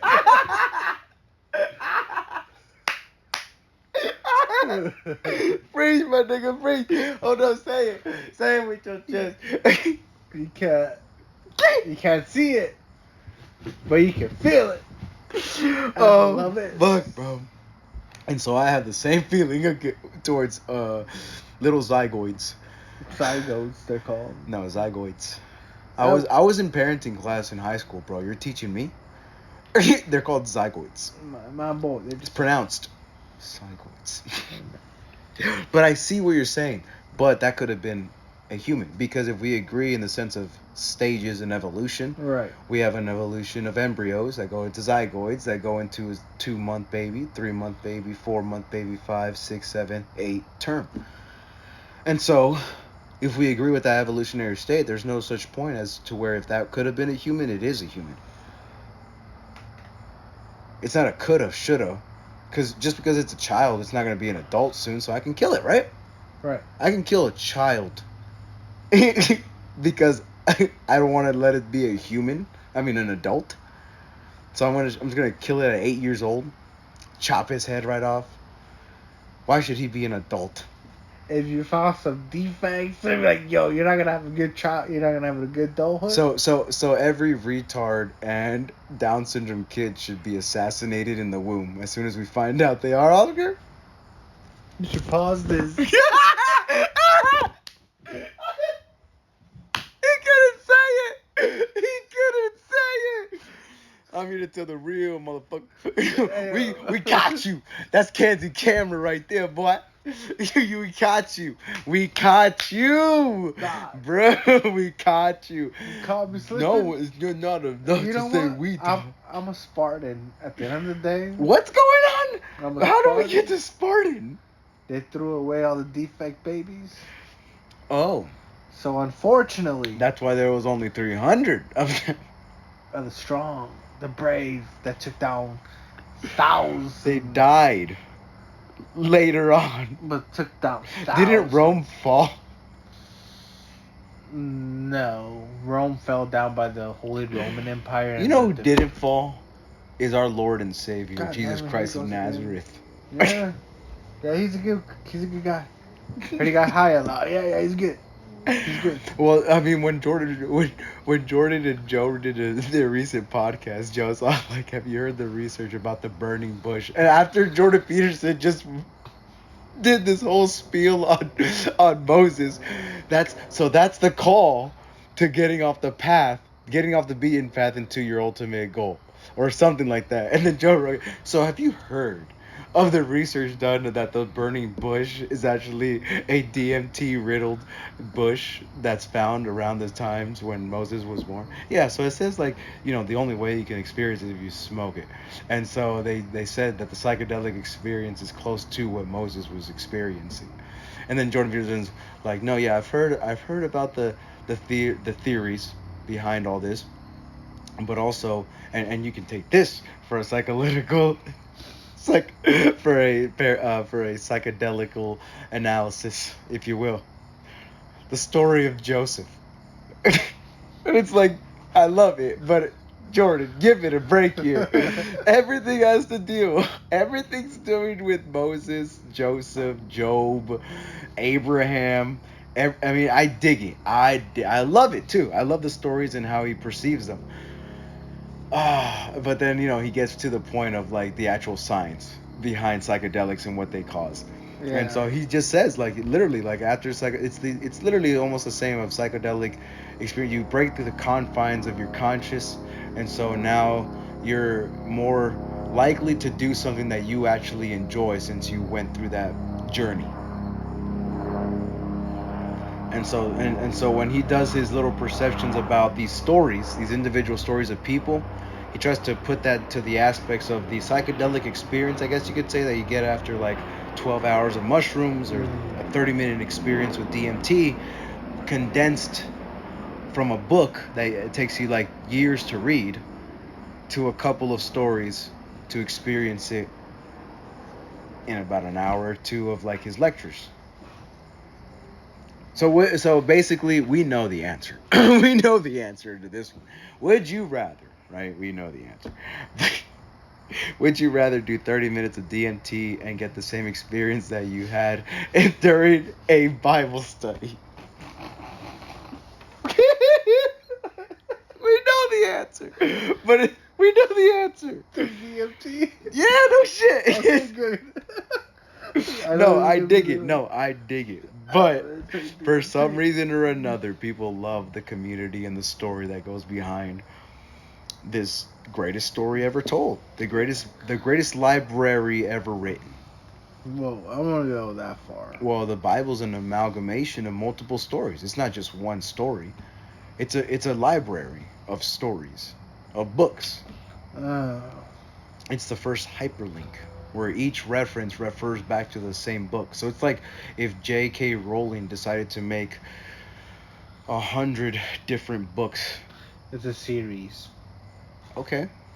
I don't know about a library. I feel like Well, I hate to yeah. Well, I mean, feel even so. libraries contain manga that take the same premise of a whole story but divides it up into series. But yeah, library is just a place of knowledge. I feel like the Bible is that, dude.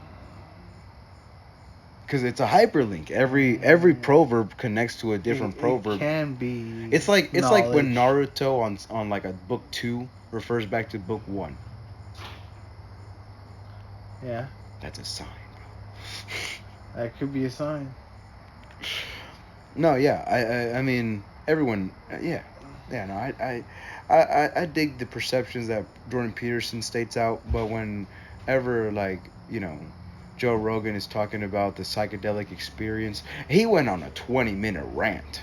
Like he went on a rant about the psychedelic experience, and Joe Peterson, Dr. Peterson literally asked him, so what do you think psychedelics played a big role in? Like what part and aspect did it play a big role in your life? Why do you church it up so much? And so he goes on a 20-minute Joe Rogan rant about DMT and more compassionate. After I did it, I was more loving and this and that and the other.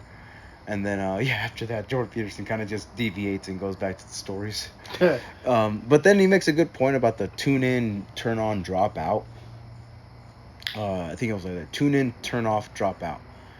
Yeah, about the whole professors during the hippie age, the quote unquote enlightenment era, where everyone's just taking psychedelics and college professors are encouraging it, so they drop out because they're like on this new acid or like mushroom DMT trips. And then like instead of, I think I discussed this prior. Is all like a lot of Joe Rogan even said like a lot of billionaires that he met are enthusiasts of the psychedelic experiences, and for some reason they're all wealthy. So like, what's the difference between hippie psychedelics versus the billionaire psychedelics? One decided to chase the continuous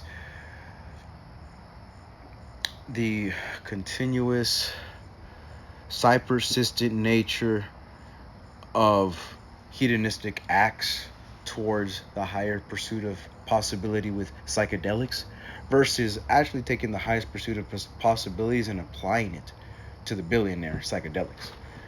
I now know this about myself and about the world and how it works. I'm going to take it by the balls and get as much as I can get out of it. The other one was all like, now I know how this works. The world is evil, so I'm going to keep on doing this and not be a part of the system.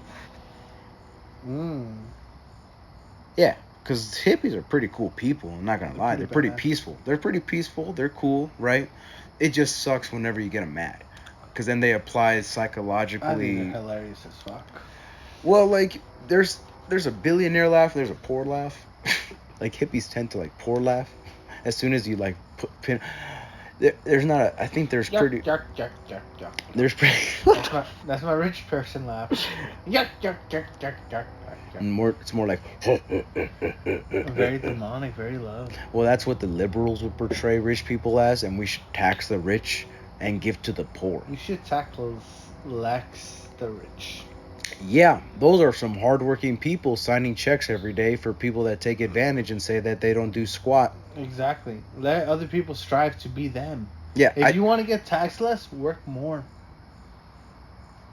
You know. Perfect. No, perfect. Literally, says in the last podcast is that like if you want to tax the rich, the capitalists, you hate capitalism so much. Why aren't you making your own clothes? Didn't you build your own car that you can travel to work every day? Why are you buying other things that other people have made? With not off the backs of employers or like employees, but because those employees voluntarily signed a piece of paper that said, I'm going to work for this wage for you, sir. And that's a sir. Because who's feeding you? all of a sudden, people start to go like, we should tax the rich more because of what are they trying to preach nowadays? Privilege of equality or something like that. Mm. Yeah, not like equity. Yeah, privilege of equity or something like that, where they want to literally have everyone balanced, basically That's a fucked fair up. ball game. Right. Because you didn't work hard, because you didn't have the idea. I need to pay 20% more tax so you can be on your ass some more. So you That's can't a be. thing. Yeah. Right. That's a thing. Okay, that's cool too because keep doing it. It provides my generation more money. Why? Because the more you're on your ass ordering DoorDash like I do, and order ice cream like I do, his sons and his daughters are going to run the law offices, the doctor's offices, the therapy clinics, and everything else that runs the world. And even better. And who's still spending money? Hey, I say my taxes are coming back to me in spades. I'll say this. It's a positive light. Just like the McDonald's. Oh, I love it. Yes. The moment people started saying, tax the rich. Alright, tax them, passed the law, did everything fine. Guess what happened? McDonald's prices went up. They're like, hey, let's start. Alright, that's fine, tax me more. Bidenomics, bro. I'm Fuck gonna, Biden. I'm gonna let the other people pay then.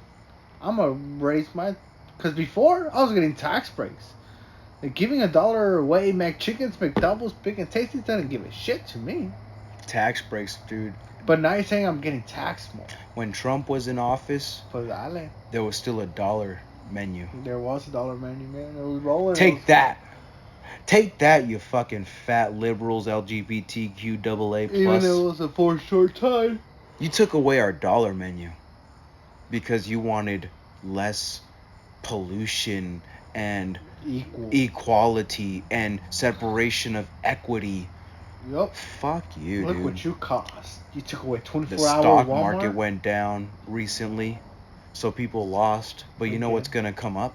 I feel like right now, if you invest little words, and those are the specific stocks, unless you really hire a stockbroker, $1,000 right now while the stocks are down, when Trump is president, because I feel like he's gonna be president, I hope he is. you're gonna make spades. I'll be there voting day, bro. I'm not always right all the time, but for some reason, this feels like the calm before the typhoon.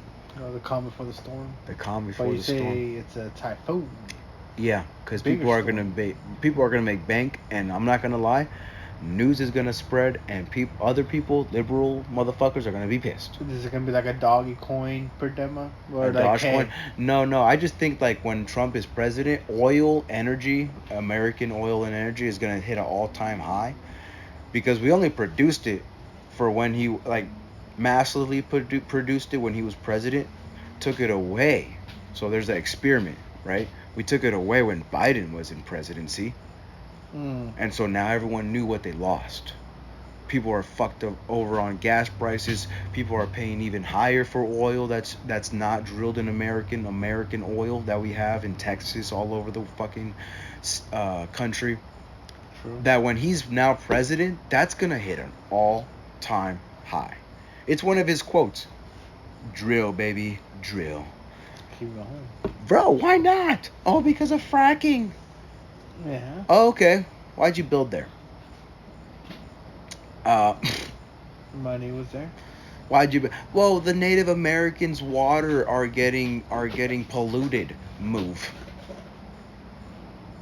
You're so uncompassionate. Listen, I don't think 0.01% of the population is gonna stop me from providing. Oh, this is the Robin Hood aspect. A wealth for like the whole entire United States. Cheaper gas. True. Who did I just benefit over? Who did I just fuck over? The yin and the yang. Order versus chaos. You must have a balance. You have to fuck over people, but you must give more to more people. You don't have to fuck over people, I guess you could say, but in the sense of on this journey and path, unfortunately, people are gonna feel like you fucked them over. So you're the fuckery in everyone's story. So just choose wisely. Yeah, choose wisely and decide better on who you're gonna give to.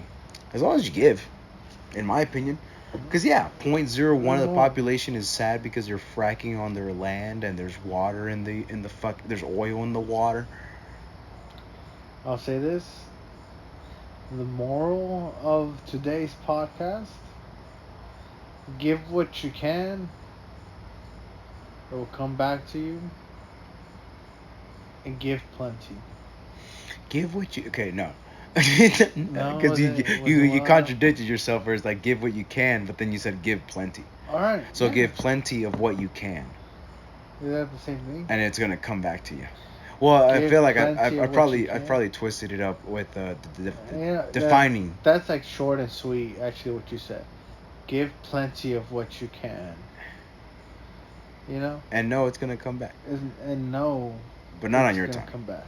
Yeah, no, it just sucks when people like start to take that as envious, going like, "But when is my time? But I've given so much." Either A, you haven't given enough of how much you've taken, or B, you just haven't given enough. You know, how much of a piece of shit were you in the past to where now you're constantly thinking, oh, I'm giving so much, to where when the times you were taking, you didn't know you were taking. Yeah, sometimes you gotta sacrifice the son or something. Oh, that's the Mother Mary. Mother Mary, full circle, ladies and gentlemen. Yeah, give up the son to the highest order of the world. Can't just coddle him. That's Sigmund Freud's nurturing mother, the overbearing nurturing mother. Exactly. You're just in the nest. You can't fly yet. You can't fly yet. Fly, but come back. Yeah, sometimes as a father, you gotta play sticky cut with your son. Birdie, cut. We're not playing. What are you doing with him? We're just playing a game. It's called birdie, cut. It looks like you were gonna kill that kid. Oh, listen. If I sacrifice my son, we're gonna get more rain. The drought. Oh God, Year 1, bro. One of them. Hilarious. Year one is a pretty fucking amazing movie. It's crazy. It just goes from like Stone Age all the way into we've been having, Sodom. This town of Sodom. Oh God. Sodom. Oh Jesus Christ. All right. Well, I feel like that's a podcast. Because ladies and gentlemen. How long was it? How long is that? Well, what's 215 divided by 60? A fuck. A fuck. I don't think it's a minutes fuck. away from 3 hours. 216 divided by 60. I would say 2 hours and 40 minutes. 3.6. 3.6 hours? 216 divided by 60, right? That's the math? Yeah. Yeah, 3.6. 60 times 3 is 180.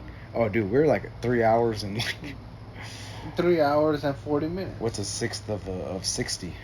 What the fuck are you? I don't know, man. How long does it say? We're at 2 hours or 216 minutes. So this is what you do. So this is what you do. I think I did the math right. It says 3.6. You could have, but minutes to hours. Oh. Converted. Fuck. Internet. Yeah. All right, we got how many minutes? 217 now. It's 3 hours and 60. That is 0.6 hours. Yeah, you were about to say 60 minutes, right? It didn't make sense. So what's 6? So what's 60% of 10? Before we answer what's 3.6 converted into the hours, we have to find out what that 0.6 represents in the span of 60 minutes. So 20 times 10, or what? 10 of 6. How many 6 does go in? Okay, so 10 minutes every 6. No. No. 6 times 10, no. What's? Yeah, 6 times 10 is 60. 60% of 60 minutes is so what? 6 times 6 is 36. What's 50? Perfect. We're at no, wait, one more time. So, let me break this down. What I thought Oh, about yeah, it it was perfect. We got an answer. So, I was gonna say 35 minutes. 10%. Oh fuck. 10 tens equals 100, right? Correct. How many 10 divided by 60 is what? Because 10 will represent 60 minutes, Correct. and now we're at 0.6. Correct. 0.6. Yeah. Or 6 minutes. So we're not at 3 hours and 6 minutes. So 6, and then we're at 0.6 of an hour. Oh. So 0.6. Oh, 6 times 6 is 36. 36 minutes. And I said 35. You're close. You know why though? I said what's 0.5 of 60? Oh, even better. Even 30. Closer. And I always just add the 0.5 in it just because of incrementation. Hey, you make a great estimator. Dude, I'm definitely an estimator as fuck. I used to do that in fucking high school Yeah. tests for math. Always got the closest answer. And I go like, why am I always so close to things, but I never get it? Sometimes you gotta include loss. Like, you know what? Include loss material. What happens? Gets off the truck. Takes out 20% of whatever I just got. Nice. Add some loss in there. I'm so weak. No, yeah, for some 3 reason, hours, damn. I've Was always that been one of like, the longest ones? always been I think so. I don't think we've hit 4. So yeah, it's definitely the longest one. It's a That's record. happy. 5 episode 52. Ladies and gentlemen, I Duh. remembered. So yeah, we'll see you on the Wake Up Wednesday regular podcast. What a Yes, sir. podcast. We've been through so many converses. 10 commandments or commitments, as somebody Commitments. likes to say. I got my tidings for tomorrow, so I have enough in my budget, hopefully, to order some Halo Top peanut butter ice cream, because that was actually very fucking good. All right, that's the That's a podcast. wrap. So have a beautiful night, guys, and we'll BEA. You said BO?